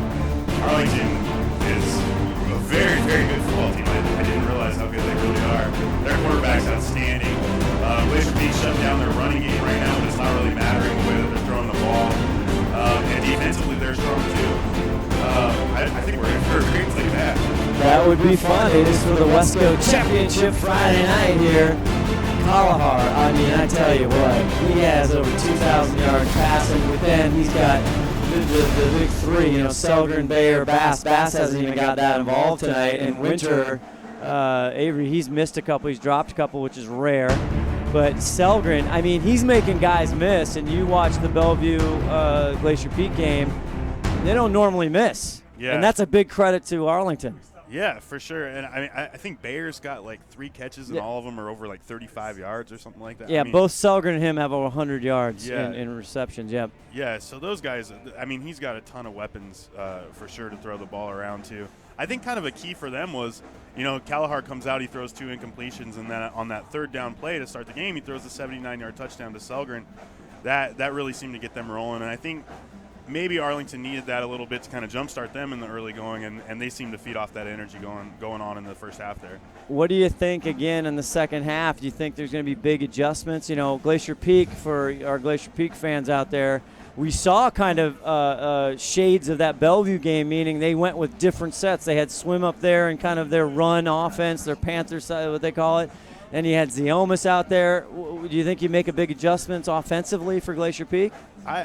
I don't know what to think with Rory anymore, man. The way he's goes out there. I mean, he started swim again today, and so yeah, I don't know. I wonder. I just have this feeling like.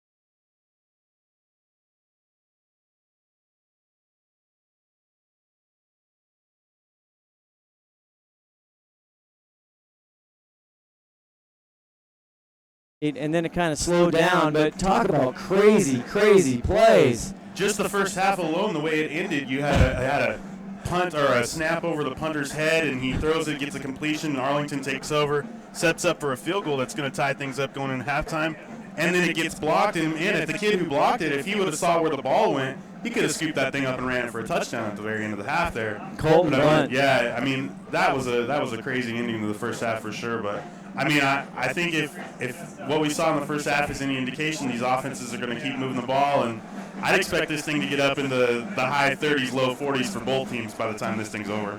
All right, Aaron Lammers, Everett Herald, read him, listen to him. He's a celebrity. I tell you, you guys almost have a corner. We got Steve Willits, Aaron Lammers. If we had Kruger here, get Kruger here. Lafferty, let's just go in the other booth. We'll drag him in here, and let's maybe you guys can do your picks again. Yeah, we'll just do a podcast right now. Let's do it right now. No, we don't have Kruger giggling in the background. That wouldn't be good. All right, you guys, thank you so much. We'll be back with more on the Action Jackson Plumbing Halftime Show. 16-13 Glacier Peak up on STSPN. Don't go away. Clogged drain? Other plumbing problems? Call Action Jackson Plumbing for 24-hour service. Owned by a lifetime Edmonds resident and Edmonds Woodway grad, Action Jackson is the drain cleaning specialist. They can unclog most internal drains for only $99 plus tax. Call 425-877-5601 or visit actionjacksonplumbing.com.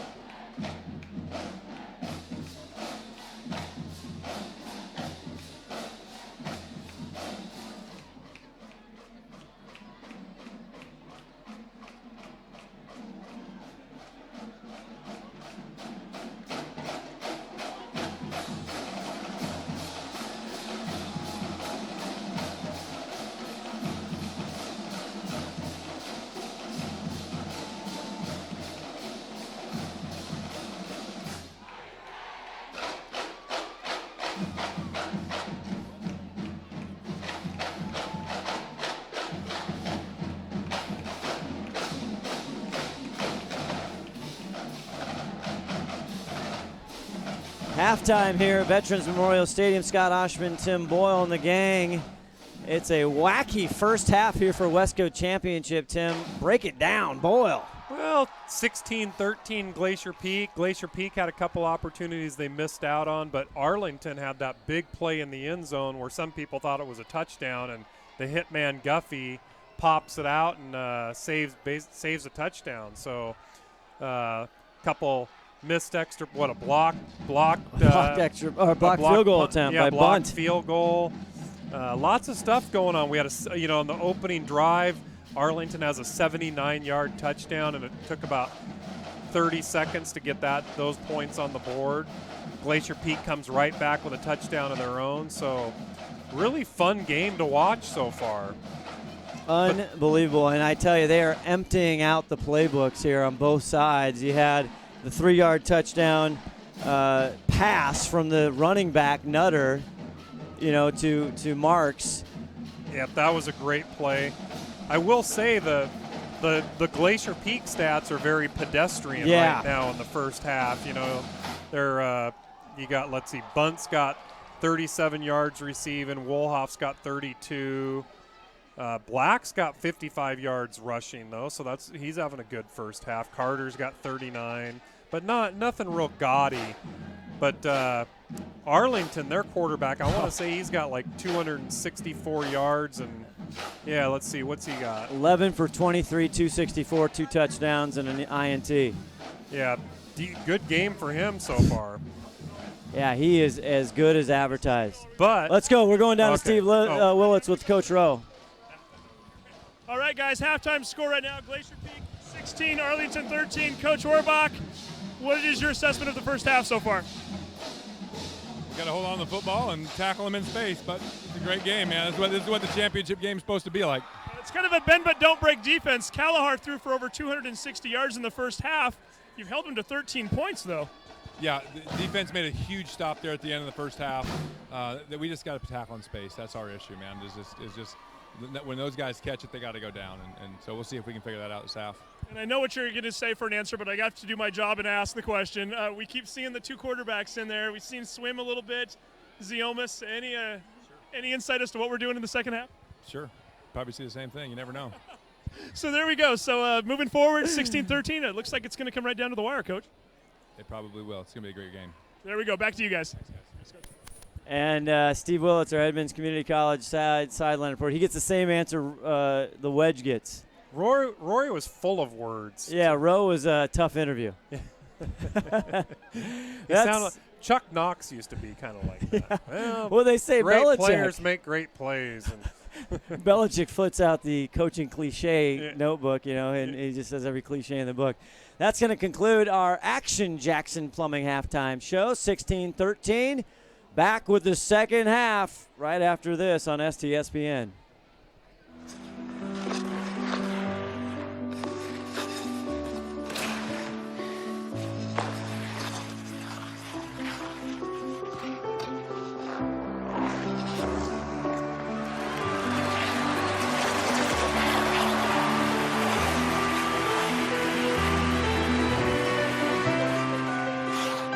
Your dreams evolve, and with committed support, they thrive. American Family Insurance. It's the start of the second half. WESCO championship game here, and Glacier Peak's going to start on offense. With a 3-point lead. Now, Arlington tends to do those little onside kicks, so there's a good chance Glacier Peak's going to get some good field possession if they can actually field the ball here. Yeah. Not too many McDaniels do it center touchdowns, although you'd think with the offensive numbers that Arlington's put up, they'd have a lot more, and this is exactly what they do. Trickery. Steve Hannon talked earlier tonight in our first game, Snohomish's big win over Mariner, about this exactly. You never quite know what's going on. Yeah, he kicks it away, actually. It's a standard kick, and this is taken at the 5 by Bunt, and there's a flag. It's coming back. Here goes Bunt. Bye-bye, Bunt. They're not catching him. He cuts in, rolls finally at the 15, but you think it's all for naught. It's all for naught. It's coming back. Oh, my goodness. And He's it's already already on. Yep. He already signaled the illegal block in the back. So that negates what, about a 70-yard run maybe? Yeah. Yep. Oh, bye-bye bunt. You got to see him. Oh, that's too bad. Well, it's been a game of big plays so far, and that just adding to it, but that comes back.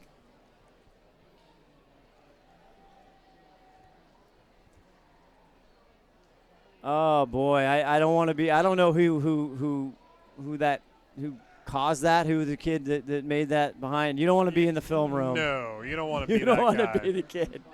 And they might think twice about kicking it back there to bunt again. Yeah, I think that's they're a going to great, settle for their onside kick. great attempt. point. So instead of starting at like the 15-yard line of Arlington, they are starting on their own 10-yard line. Ziomas in at quarterback. Negated a 75-yard play. Woolhoff over on the side picks up a nice gain there to the 18, Tim. Essentially what that is a 75-yard penalty. Yep. It goes in the books as a 10, but it's really about a 75-yard penalty. Boy, that is just brutal. Ziomas, again, he had some nice runs early. 7 for 10, 71 yards, but nothing big. He's tried a couple long shots. 2nd and 2 here, just start of the second half. Carter runs right into Marks. Right into number 84. Yep. Big Chase Marks, 6'2", 186. He's the guy who had the touchdown from the trick play pass from Nutter, the running back, in the first half. He's only 186 pounds. That's what it says on the roster, but it could be wrong. He plays bigger. What's at stake here, Tim Boyle? The seeding is kind of serious. Well, what's at stake is number 1, number 2, WESCO. So number 1, you get to play the number 7 seed out of Metro. You're number 2, you got to play the number 4 seed. So obviously, you'd much rather play a number 7. Enough for an Umpqua Bank first down, so 1st and 10, and now there's movement on the line, or is there not? Trying to get him moved. Gardowski for Arlington trying to say they're jumping.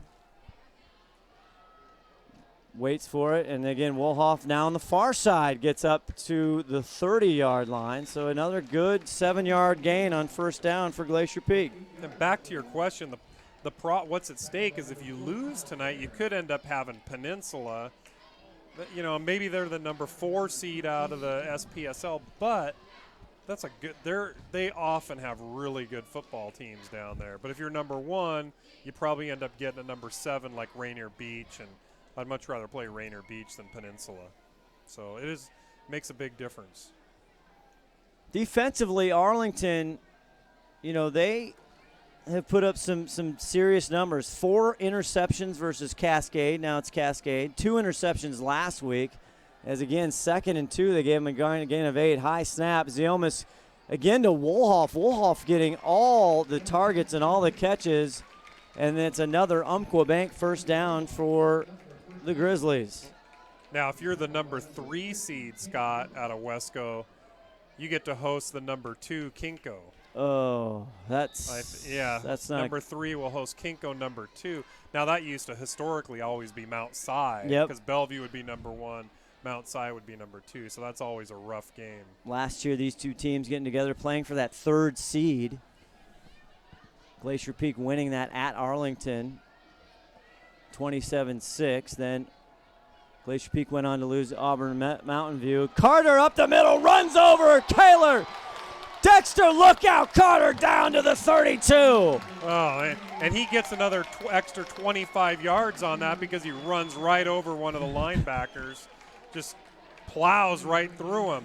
That was Kyle Bear, number 4, the great receiver, and he plays defense as well. And, boy, he just got a big close-up on Dexter Carter. What a gain, a 30-yard run by Dexter. That padded his stats right there. Carter again tucks the ball, gets up, crosses around the 27-yard line. Now, all of a sudden, Dexter Carter's up to 72 yards rushing. We were talking about some very pedestrian numbers, but a couple of those, and that'll That'll get you up over the century mark. Eating up clock, 8:41 left in this third quarter.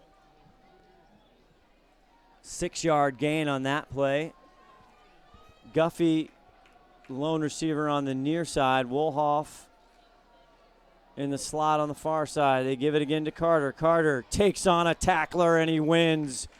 And see if it's close to a first down. I think he's got it. Let's see. Where are they going to mark? Yep, they're giving it to him. And Umpquabank, first down. Dexter, look out, Carter. Boy, and they're chewing up clock, too. They've already chewed up about 4 minutes in this first quarter. They have some really strong linebackers. George Spady, Benny Madrigal-Reyes, Gordowski we've talked about, Mason Bergley. And they are meeting Dexter, look out, Carter tonight. Fake it. Now they get to Carter. Carter goes outside. See if he can turn the corner. Great job by 23 for Arlington. And that was just Parker Spady I was just talking about. Or talking about his brother, George. Carter trying to turn the corner there. Almost got it, but just closed up on him in a hurry. Gain of 2. Halloween tomorrow night. Tim Boyle. And it's turned back the Sunday. Clock night. Extra hour of sleep. Any costumes in the Boyle household that you can say? I think the daughters are going to do something I haven't seen. I haven't seen what it is yet. I think. How about you? Well, I am, which is rare. I'm not a big Halloween dresser-up guy, but I think going as like Howard Cosell. Well, no, I think you'd like my my outfit. Wolhoff again on the left side. That. Now he's got a little bit of space out there. Another Umpquabank first down. They are running the edges as number 7 for Arlington comes up limping a little bit, and that's Avery Winterer, the senior.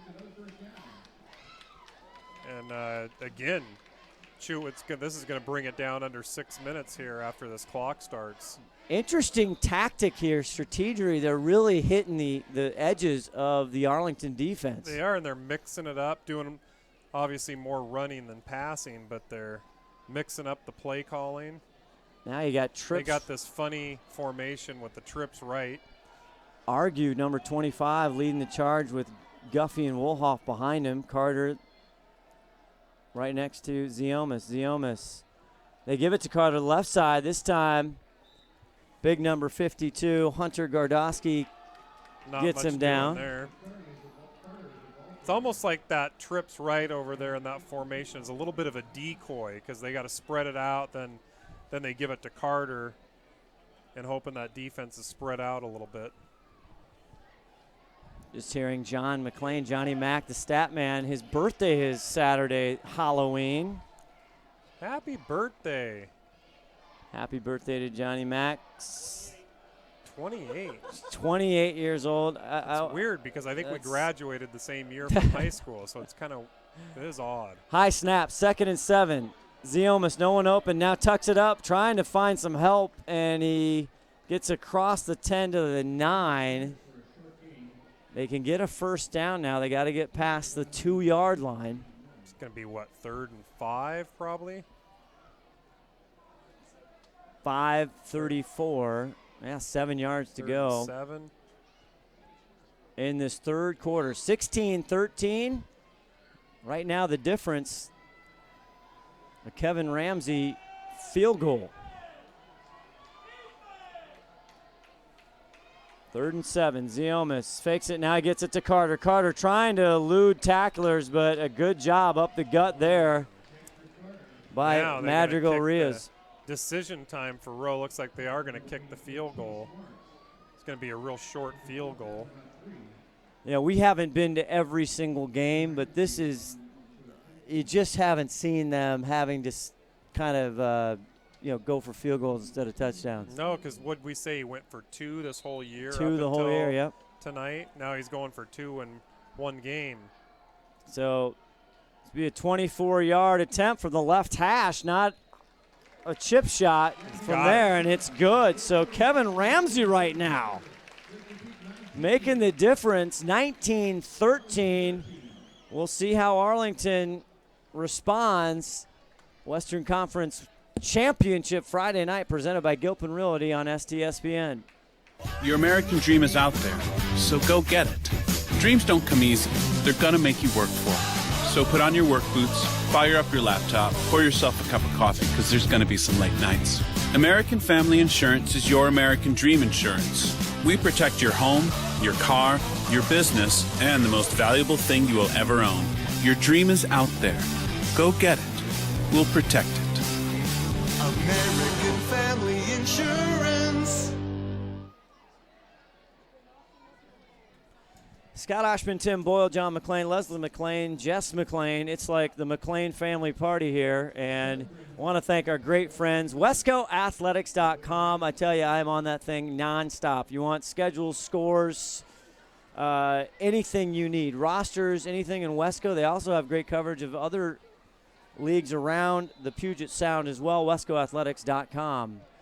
Kicker Kev boots this one down. It's taken by Nutter around the 10-yard line. He just grabs that ball, get across the 25 to the 27. Hit pretty hard there by 57. Number 57 got him. Spencer Painter, again, got some good time last week and the week before as Black was injured, switching out for McCoy. Actually got a little dinged up, but Painter playing well. 4 minutes, 30 seconds left to go in this third quarter. This will be interesting to Tim, to see the defensive adjustments by Glacier Peak. Kalahar, and he gives it to Nutter, and once again, just like the first half, nothing doing. We didn't actually get to that, where in the first half, rushing, they've got really 0 yards. So I think they're actually negative 12 as a team. So they've really been able to do absolutely nothing. And again, right there. So great job by the defensive line of Glacier Peak. Senior Just Dave, not giving anything. Van Ness with that last tackle, 2nd and 9 for the Eagles. They get it again to Nutter. He tries to break it outside. Nothing doing again. And big boy McCoy there to start it and argue to finish it off. And again, they're down to negative 11 yards. Interesting. He just rips 264 yards in the first half, and he hasn't thrown once yet. But 3rd and 10. This is in the first series where they did their jammage, a 79-yard play. So look out here, 3rd and 9 from their own 28. Kalahar gets chased. Now he's got out of trouble, fakes it, and runs out of bounds. Great job by the front 4 and also the kids in the backside. That's almost a coverage. Absolutely, and it was a great fake by Kalahar to actually get some extra yards there, because he was being pursued several times. Leaves him at 4th and 5. Was back there chasing him around. And Fafita, once he gets him, he's got to be frustrated. Oh, yeah. And Fafita's going to run about 7 miles today during this game. It's like defensive linemen and linebackers, safeties. He tries to Russell Wilson tries to, chase him around the backfield. Although he's getting sacked a lot. Oh, repeatedly. Yes. Oh, that's a great punt. Big punt by Bear. Picked up on a bounce there around the 15 is Ethan Smith, but whistles are going all over the place. I'm not sure exactly why they whistled that. They didn't let him finish the run.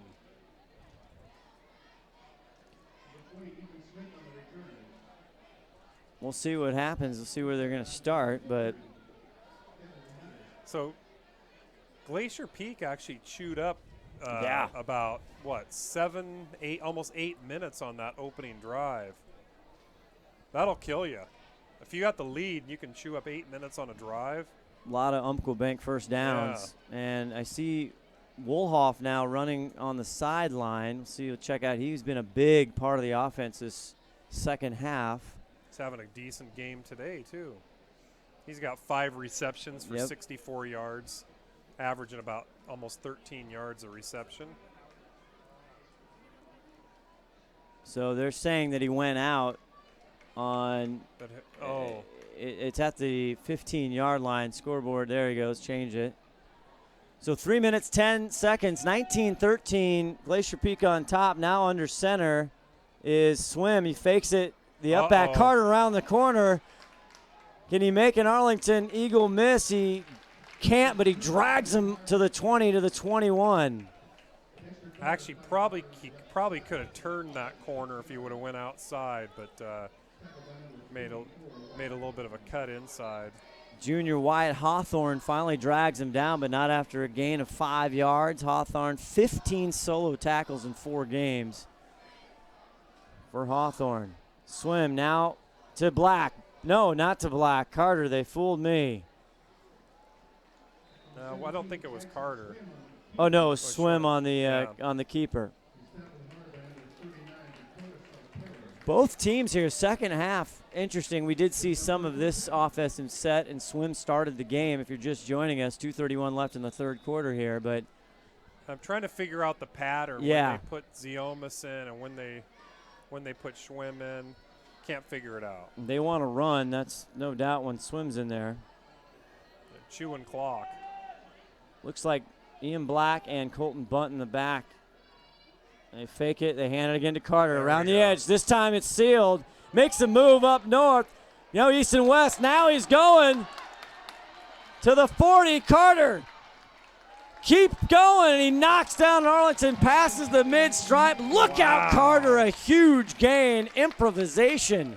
And Carter, we'll find out from Big John McClain how much he gained, but whatever it is, he ran about 3 times that. And he started doing what we saw last year we criticized. Let's look at the replay, exclusive here on STSPN. Boy, it takes 3 Eagles to get him to the ground. And that puts Mr. Carter up at about 129 yards for the day. So he's having himself all of a sudden quite a day. 33-yard gain for Dexter Lookout Carter. 1st and 10, an Umpqua Bank first down. 1:41 left to go in this third quarter. Jackson Swim, the sophomore, gets it to Black. Great play by the defender, but he rolls off the potential tackle of Saltero. And just when you're happy they didn't hand it off to Carter, look out, you got Black. Exactly. They actually did a good job of stopping Black back there. It looks like they were having some difficulties on the handoff back there. We're getting a push on that defensive line. 2 yards, 2nd and 8. Swim gets it to Black. Black up the middle. Now he slips through on his speed, and Umpqua Bank first down all the way to the 27-yard line. Ian Black, welcome back. And Ian Black's obviously spent some time in the weight room because you just saw his legs just keep going on that. So he's been on the squat rack or something. Stops the clock. That's the look at the instant replay there. Boy, you just love to watch him run. He's like a athlete. Like a sharpened knife, man. He just cuts through. Swim still in here. 1st and 10 now at the 28. Swim bounces off tacklers and down to the 6-7 yard line. Boy, everybody's having fun running over Eagles. Oh, and the running game right now is absolutely just killing them. 34 seconds left in the third quarter, and hands on the hip right now for the Arlington Eagles as they are feeling. And here's why, Scott. The 273 yards rushing right now is what Glacier Peak has, and that just wears on the defense. And a big shout out to the guys up front. Little bobbled snap. This time Swim has to take it, and big Kenny Mills. Boy, he was there in a hurry, and that's a big loss. And that's going to do it for the third quarter. So that third quarter just went flying by. Really, Arlington had the ball for about 1 minute in that whole quarter. And we don't normally look at time of possession, but maybe we'll talk about that as we go. To the head to the fourth. 3A North number 1 against 3A South number 1. It's the championship. Nowhere else but STSPN.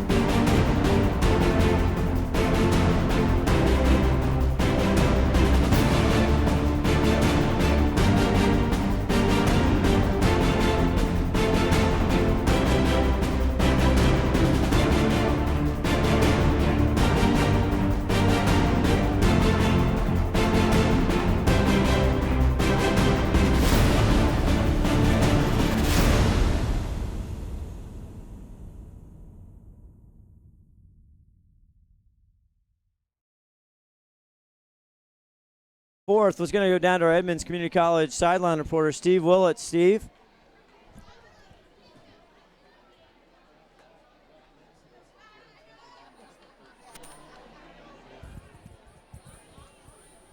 Interesting situation coming up here, guys. A 6-point game.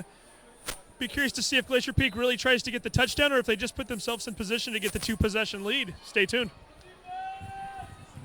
Thank you, Steve Willits. A 2nd and goal from the 14. Carter! Nobody sees! Touchdown, Glacier Peak!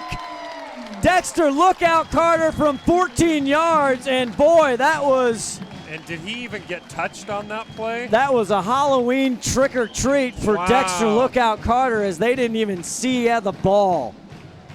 It was a 14-yard game, 14-yard touchdown for Dexter, and all of a sudden he's having himself a game.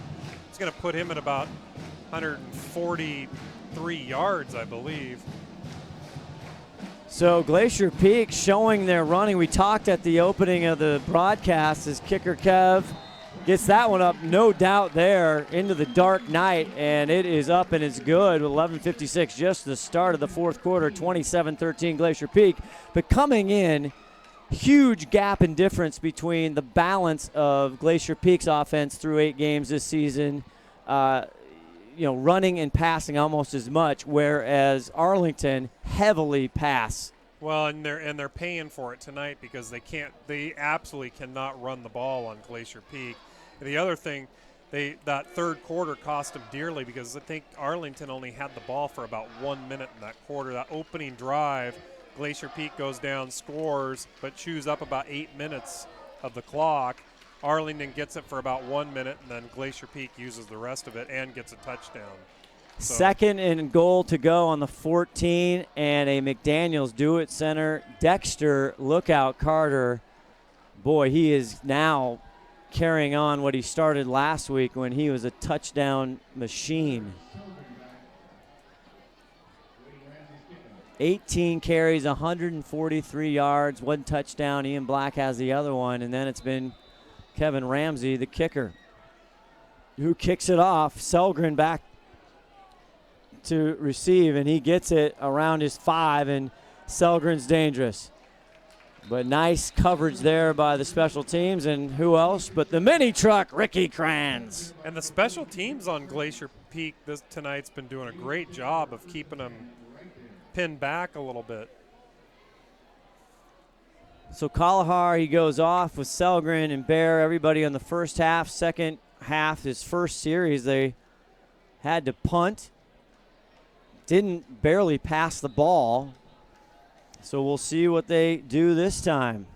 And we talked about time of possession, like you just talked about that third quarter. Been huge.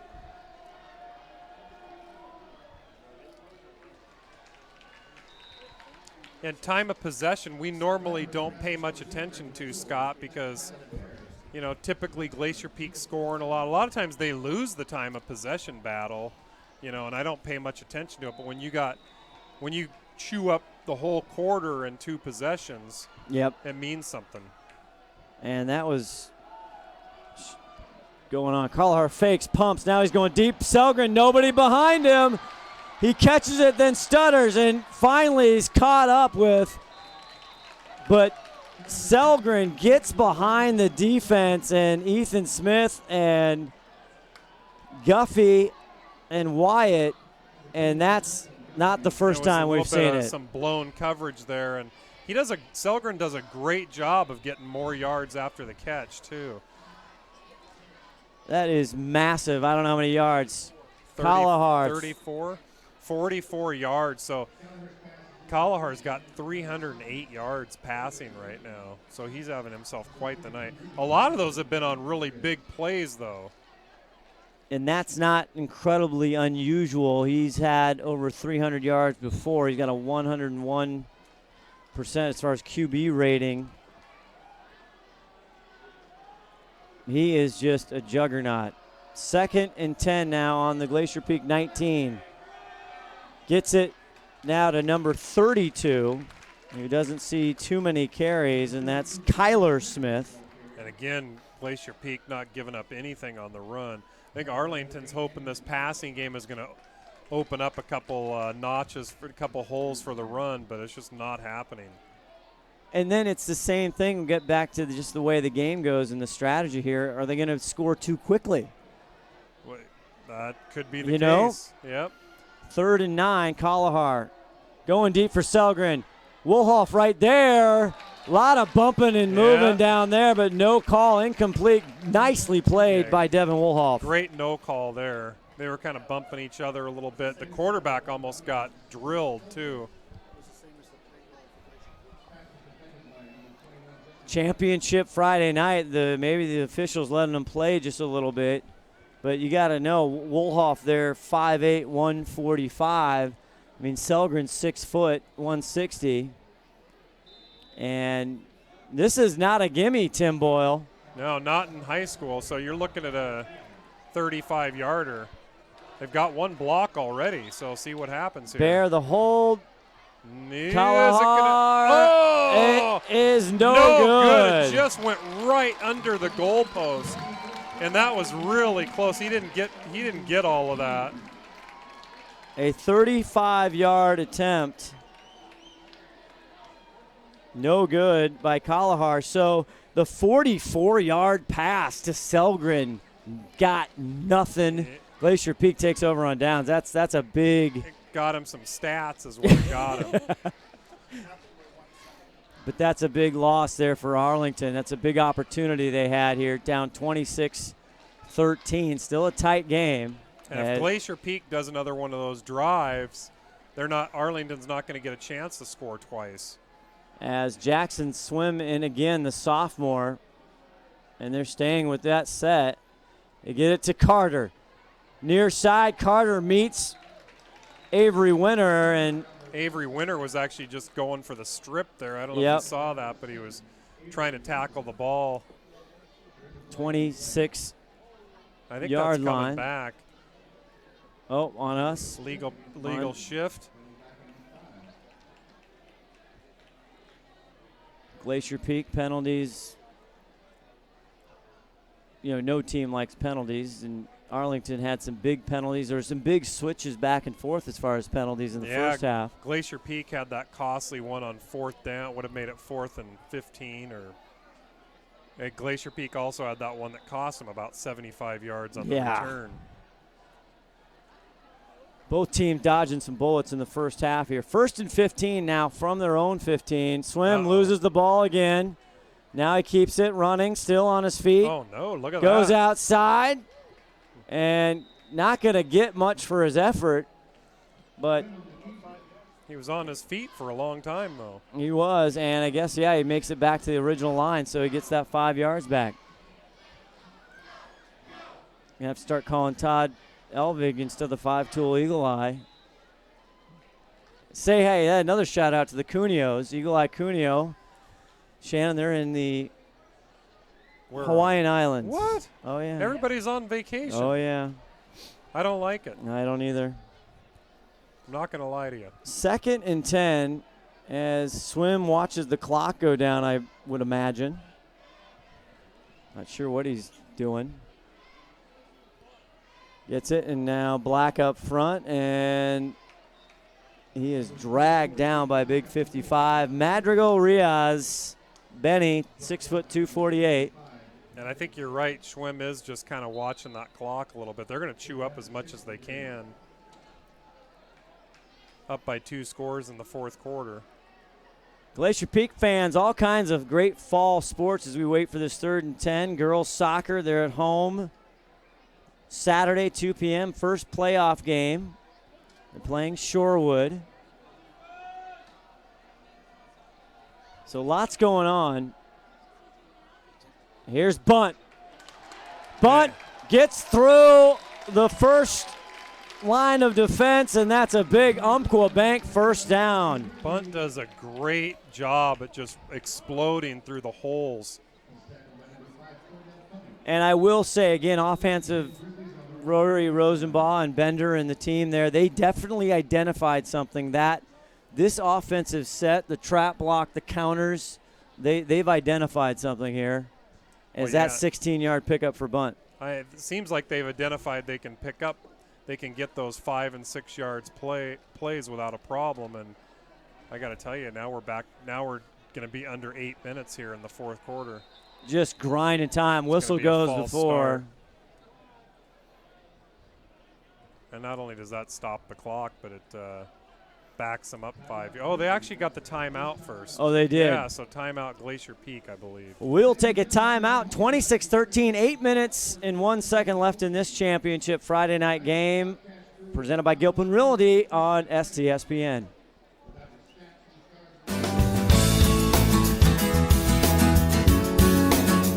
Well, Edmonds Community College offers smaller class sizes and more personal attention from faculty, so you get more focused attention on your learning and your education.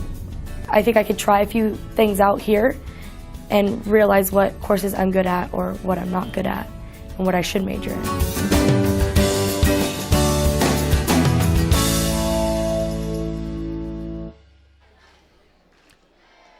Just came out, saw Edmonds Community College. Thank you for their great support. And we'll go down to Steve Willits, our Edmonds Community College sideline reporter. Steve? So this game, the rain starting to come down a little bit faster than it was before. Not quite the downpour we thought we were going to get tonight, but certainly it's playing havoc with these players out here. Seen Jackson Swim take a couple of the snaps from center, and the ball at one point just slipped right out of his hand. Not the ideal situation to be kicking in either, as we saw with the Arlington team earlier, so we'll keep you posted as to what the weather's doing. Thank you, Steve Willits. Again, now the handoff to Black. Black carries Arlington Eagles across the 45 to the 46, and all they had was his shirt. You're going to need more than that. He dragged about 3 players with him, too. So he picks up about, 7 yards on that. And again, Arlington, a tremendous season this year.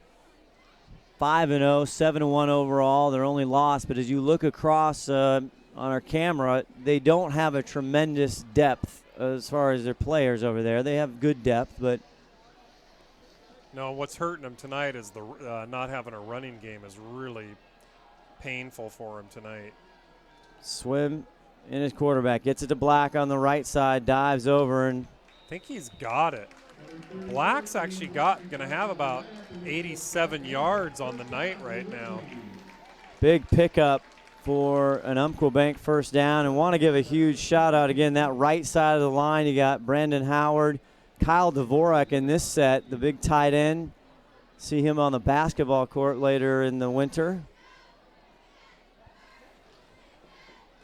Yeah. Big shout out to those guys. They're doing a lot of heavy lifting. When the Glacier Peak's got 319 yards rushing right now, so that's all. You got to give a lot of credit to the offensive line. Davis Van Ness over there.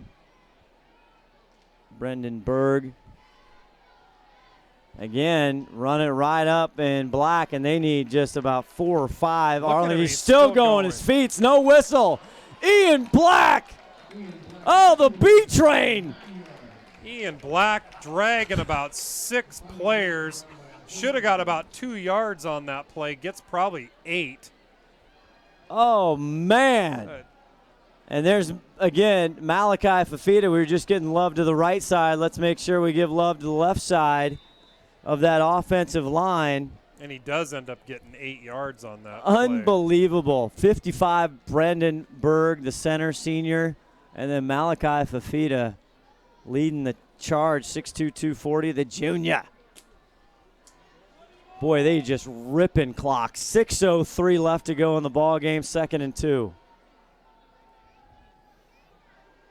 Bunt right side. Oh. Runs out of a tackle. Now he's down the sideline. Finally has to, again, group tackling, and he's still not down. And 6 players still don't bring him down. They end up having to push him out of bounds. And he's trying to stay in to probably use the clock. Bye-bye, bunt. Having a great night. Now all of a sudden the stats are starting to roll for Glacier Peak. You know, we were talking about them having some kind of pedestrian stats in the first half, and now bunts up to 67 yards. Black's almost at 100 with 96. Carter's up at 145. So the stats are rolling. And I do give Glacier Peak, again, their offensive. They have adapted, right? They are adapting to what the game brings them. Here's Carter now. Been quiet, nobody there. Cuts back against the lane, Oh. and a big flag comes out. That could be something different than. They're calling it like an illegal block in the back.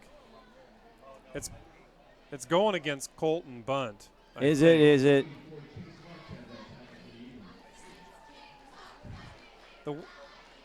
Looking for the white hat to give us there. It might be a chop block. And it's going to go back. Andrew McCoy, we saw the replay right here. Our exclusive STSPN.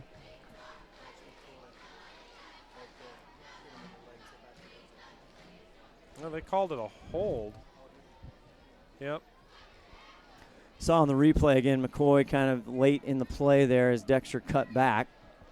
5:31 left in this one, 26-13 Glacier Peak. This for the number 1 seed out of WESCO. And only 2 possessions by Arlington Yeah. this whole second half. Yep.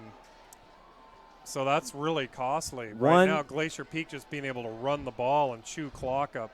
One, they had to punt. The next one, they tried a 35-yard field goal. Was no good. How do you keep an offense down? His swim keeps it, turns the corner. Gets Tossed it tackled pretty hard. 35-36, and swim is down. He got tackled very hard. Yep. And Not surprised that he's getting up slow. And again, number 52 for Arlington. These kids are fantastic. Hunter Gardosky, Big Kenny Mills, number 50, 6'3".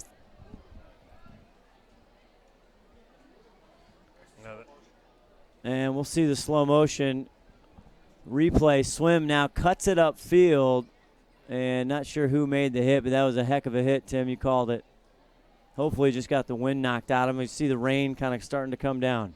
Now, fortunately for Glacier Peak, they're deep at the quarterback position, so if Schwim has to come out, hopefully just for a couple plays, and he's not too injured, they can backfill that pretty easy. And that's something that Roy Rosenbaum mentioned in his article in the Everett Herald today, was that, you know, they are very lucky. Aiden Ziomas, again, kind of a pleasant surprise, the freshman. And he still got Devin Rainbow, who has played well. And could easily go in there and have an impact. They are still working on Jackson Swim. We will take a quick timeout with 4:56 left, 26-13 on STSPN. Don't go away.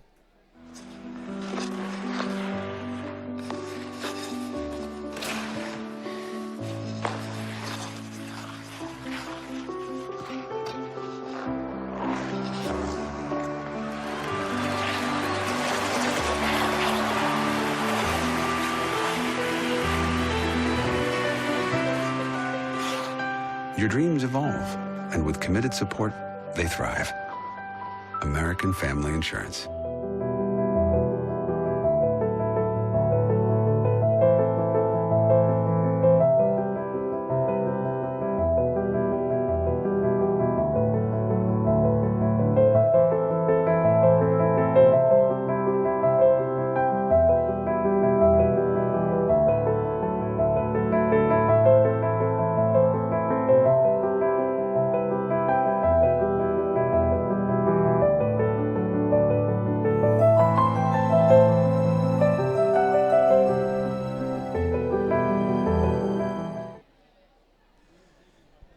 Take Jackson Swim off. He holds his right hand up, telling he's okay. They're holding his left up, though. I wonder think. if he got dislocated Yeah. or something. It kind of looks like that's what it is. They hold it up there. The sophomore, they're going to take him. He won't be coming back, unfortunately, tonight. Looks like he might have a dislocated shoulder. Yeah. Especially the way he got tackled. And now what are they doing? Is there a timeout? After all that, they take a timeout. Who took the timeout? They just had 17 minutes right there. So stay tuned to STSPN.com, our Twitter page, Snohomish Times, Snohomish Sports, Facebook. Arlington took that timeout. It looks like they haven't taken off the board. What's that?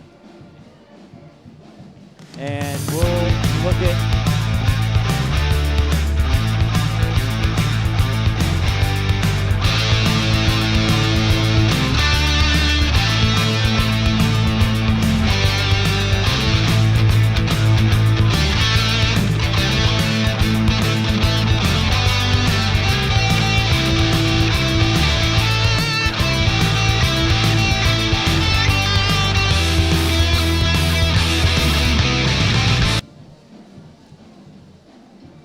So, Tim, who are you thinking with 4:56 left right now, just kind of conversation, your adrenaline fundraising player of the game? Right now, I'd say it's a toss-up between Ian Black and Dexter Carter. Yeah.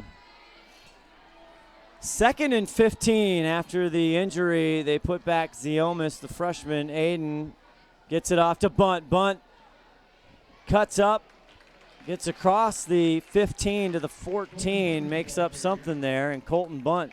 He's actually got some.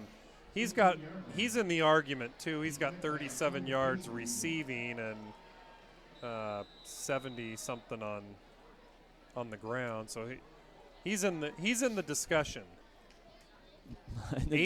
81 on the ground and 37 in the air.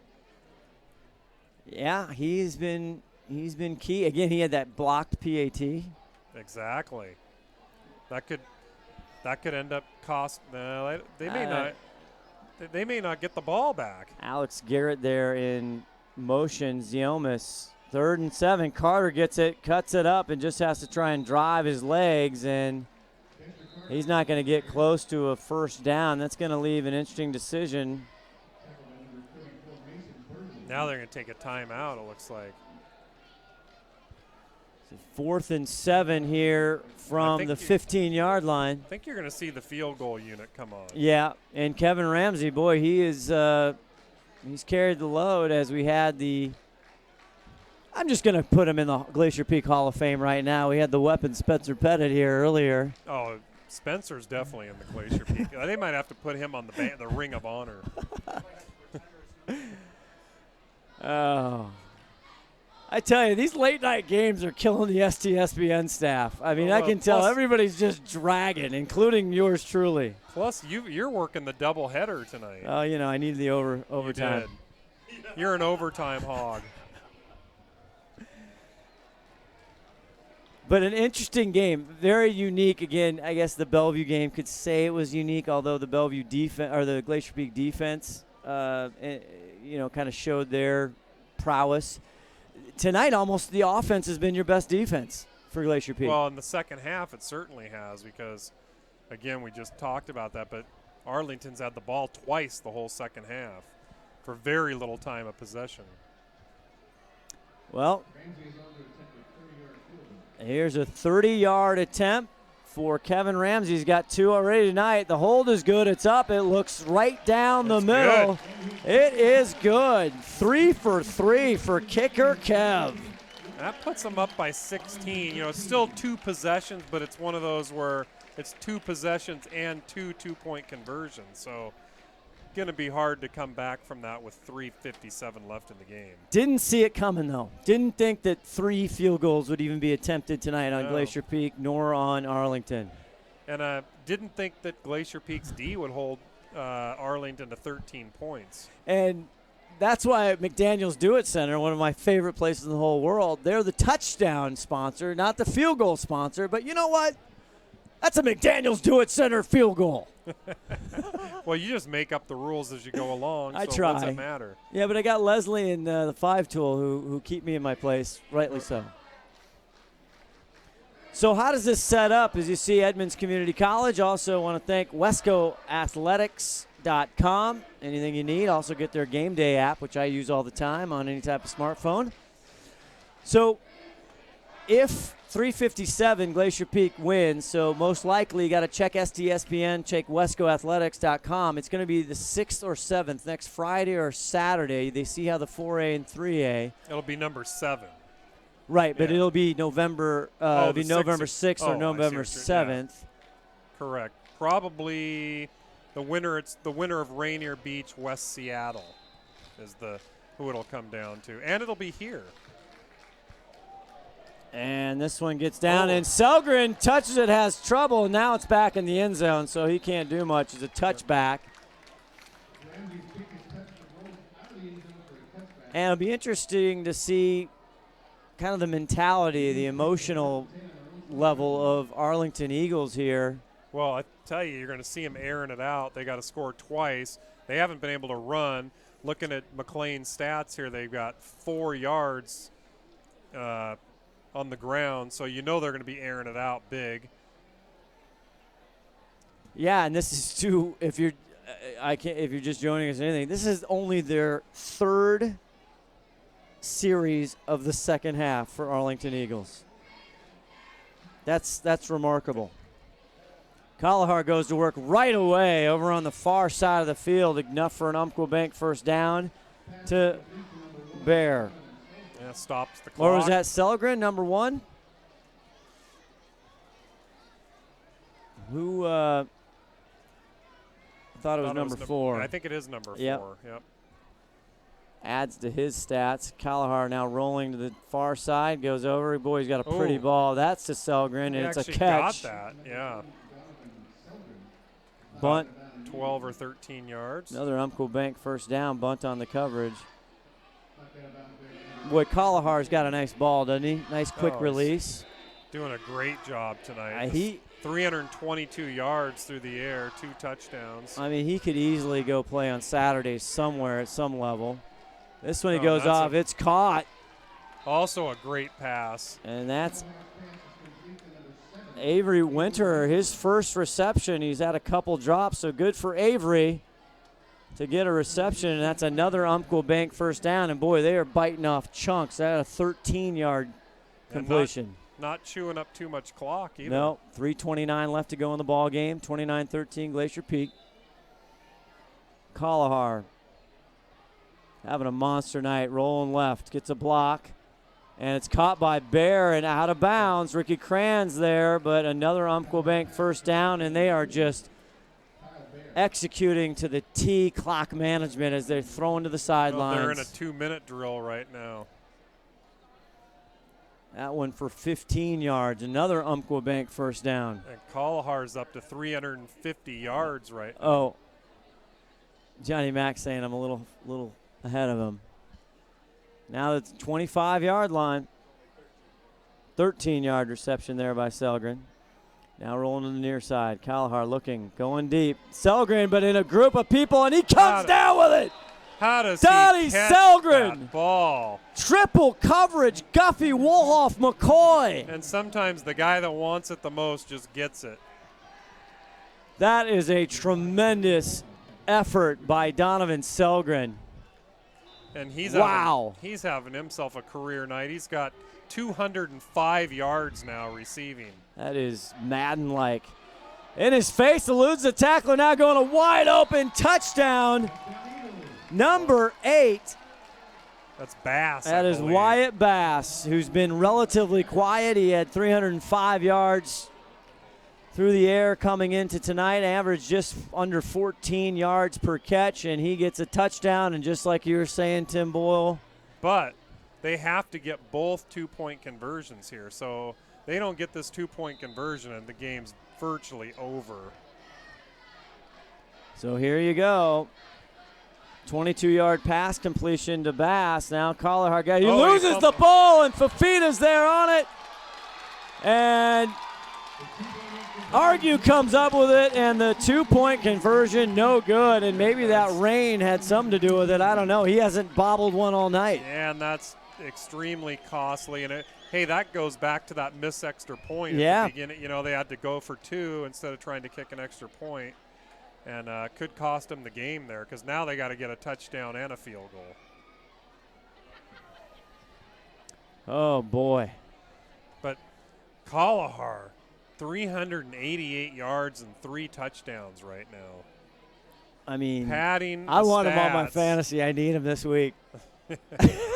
Was your guy got a bye? Well, I'm playing. I do have in Russ We Trust, Mr. Wilson. I have Matt Ryan for Atlanta. Oh. And this week I'm playing Matt Ryan. And why? What's the theory behind that? Because he's playing a much worse defense even than the Dallas Cowboys. I don't remember, but I could check for you. But, yes, the Boyles and myself and my wife, we're all playing fantasy football, and it has taken over. It has consumed our lives. Hey, don't even go there. I gotta hear it from my wife all the time. And his wife, mind you, anyone who cares, who's still listening with 3 minutes left in Championship Friday Night Football, is destroying everybody. The only loss this season, guess who? And it came down to that Seahawks play at the end zone. The Detroit game. Yeah. I beat her by 1 point, I think. She's if they would have recovered that, if he would have actually recovered that. Oh yeah. Here we go. I would have lost. She's killing it, by the way. Shout out to Mindy Boyle. All right. They are really good at onside kicks. Kalahar to do the business. They got the hands team up above. They do. Glacier Peak ready for it, and there he gets it. It is 10. Oh man. But the pole obstructing my view, but it is going to be Glacier Peak football. It was actually a really good onside kick. It looked like it wasn't going to go 10 yards, but you can tell he's done that before. They do that quite a bit. Woolhoff with the recovery, nice job. Devin Woolhoff had a heck of a game. Oh, he's having baby. He's having a great game. Man alive. The senior.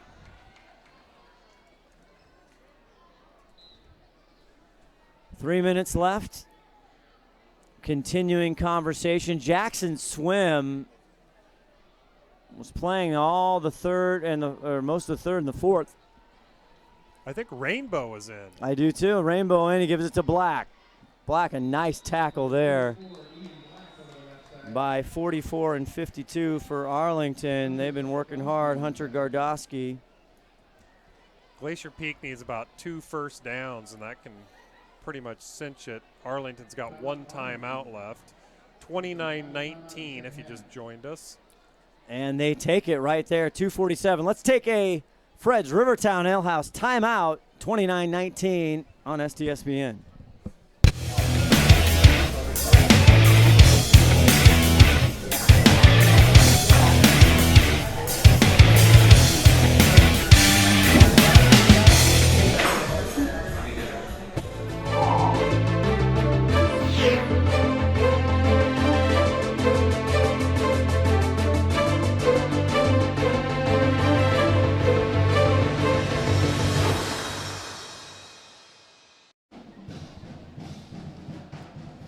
Championship football on STSPN is presented by Gilpin Realty. Check it out, Gilpin Realty. Good friends over there, always a support of the program. I want to thank also our other sponsors, American Family Insurance, Action Jackson Plumbing, Umpqua Bank, McDaniels Do It Center, Fred's Rivertown Ale House, Edmonds Community College, and we are going to talk about our Adrenaline Fundraiser Player of the Game. And they get it again to Ian Black, and he just won't go down. Man, even with 6 players, they can't get him down. And Hunter Gardowski, again, he thinks he got the ball away. That might put Ian Black over the 100-yard mark. We talked about, maybe a weakness on Arlington is their running game coming. They only have 2 games with 100 yards plus rushing. And that did hurt him. Yeah, it's not quite the balanced attack that Glacier Peak has.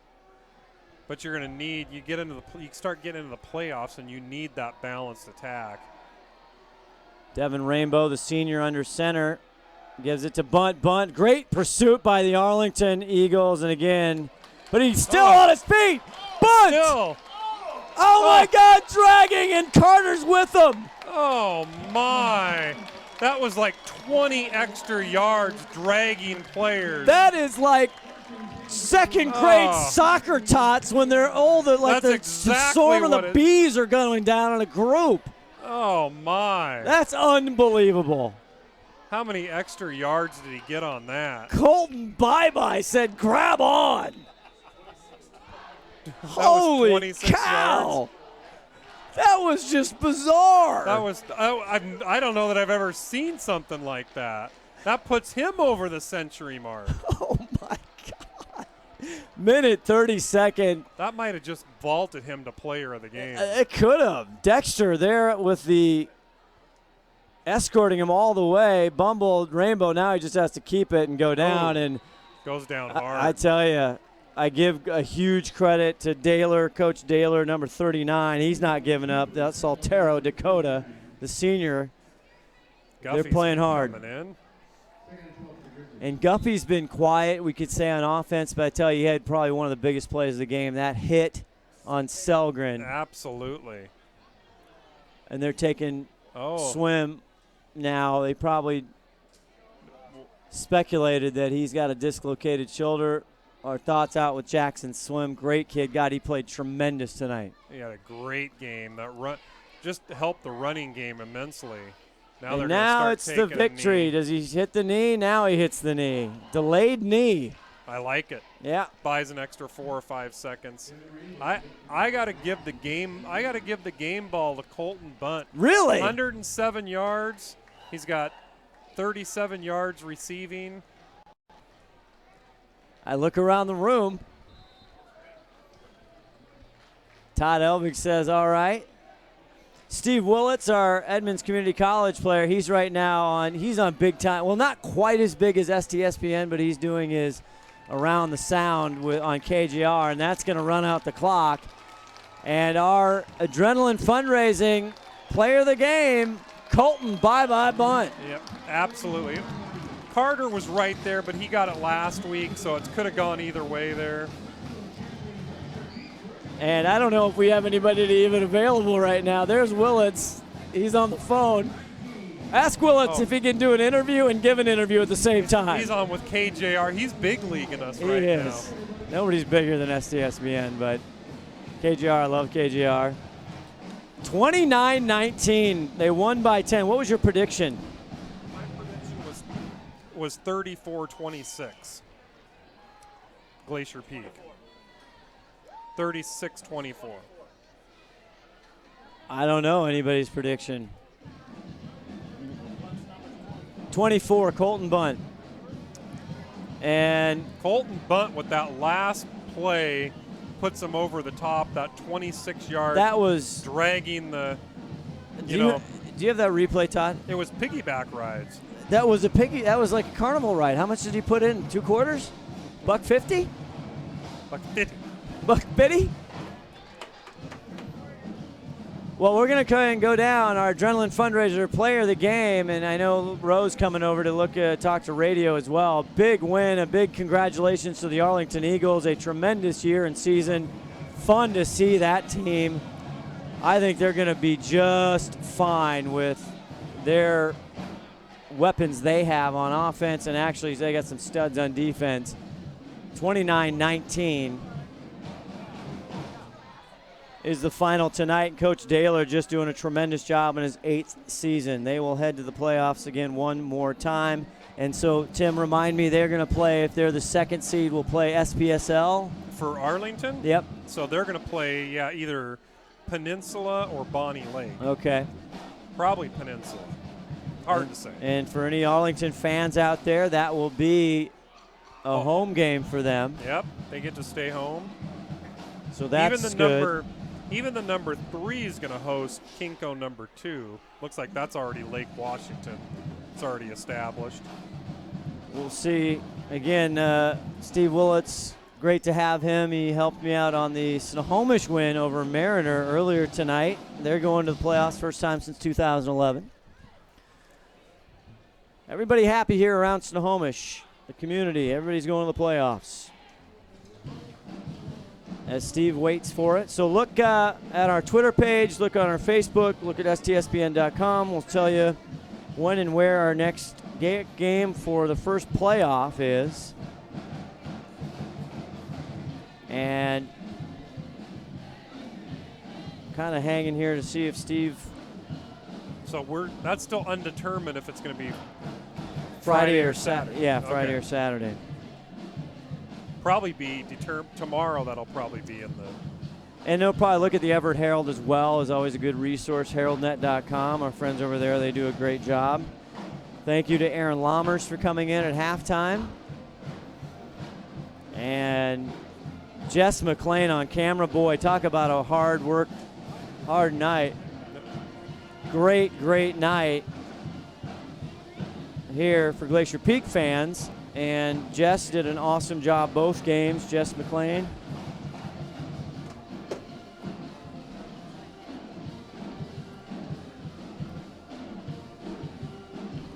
Late night STSPN here, 10:36. We're not used to that 8 o'clock game. Hopefully the next week's game will not be like that. Usually not. Yep. But again, on the 3-8, who's going to beat Eastside Catholic? I think the only one that's got a shot at him would be Bellevue, probably late in the playoffs. So that might be rematch the championship. Yeah. Just like last year. Eastside Catholic looks like they're better right now.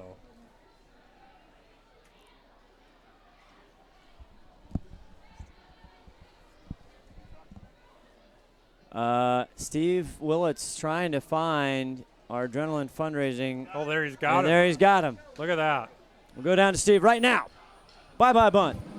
Okay, final score tonight. Glacier Peak 29, Arlington 19. The Glacier Peak Grizzlies get the 1 seed out of WESCO. You're the WESCO champs. And Colton Bunt, you are our player of the game. How does it feel to be the number 1 seed coming out of WESCO? Feels awesome. Huge shout out to my O-line. They bust their butts the whole game. I mean, this is what we've been working for all season. No one's been working as hard as we do. And this is the outcome. This is what we were hoping for.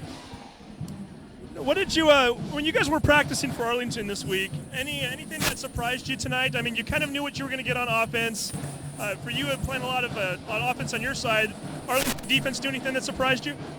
You know, they did everything the coaches said they were going to do. They came out tough. They came out strong, and, you know, we struggled a little bit on defense at first, but finally got everything together and started shoving it down their throats. Really tight game at halftime. What did the coaches say to you at half? At half, we just need to execute more. On offense, we weren't, there was blown assignments. We need to execute better. Defense, we just needed to stop the throwing game. Now, you guys are going to be playing next week here back at your own stadium. What does that mean to you to have a home game in the playoffs? And do you even care right now who you're playing, or are you just so excited about being the number 1 seed?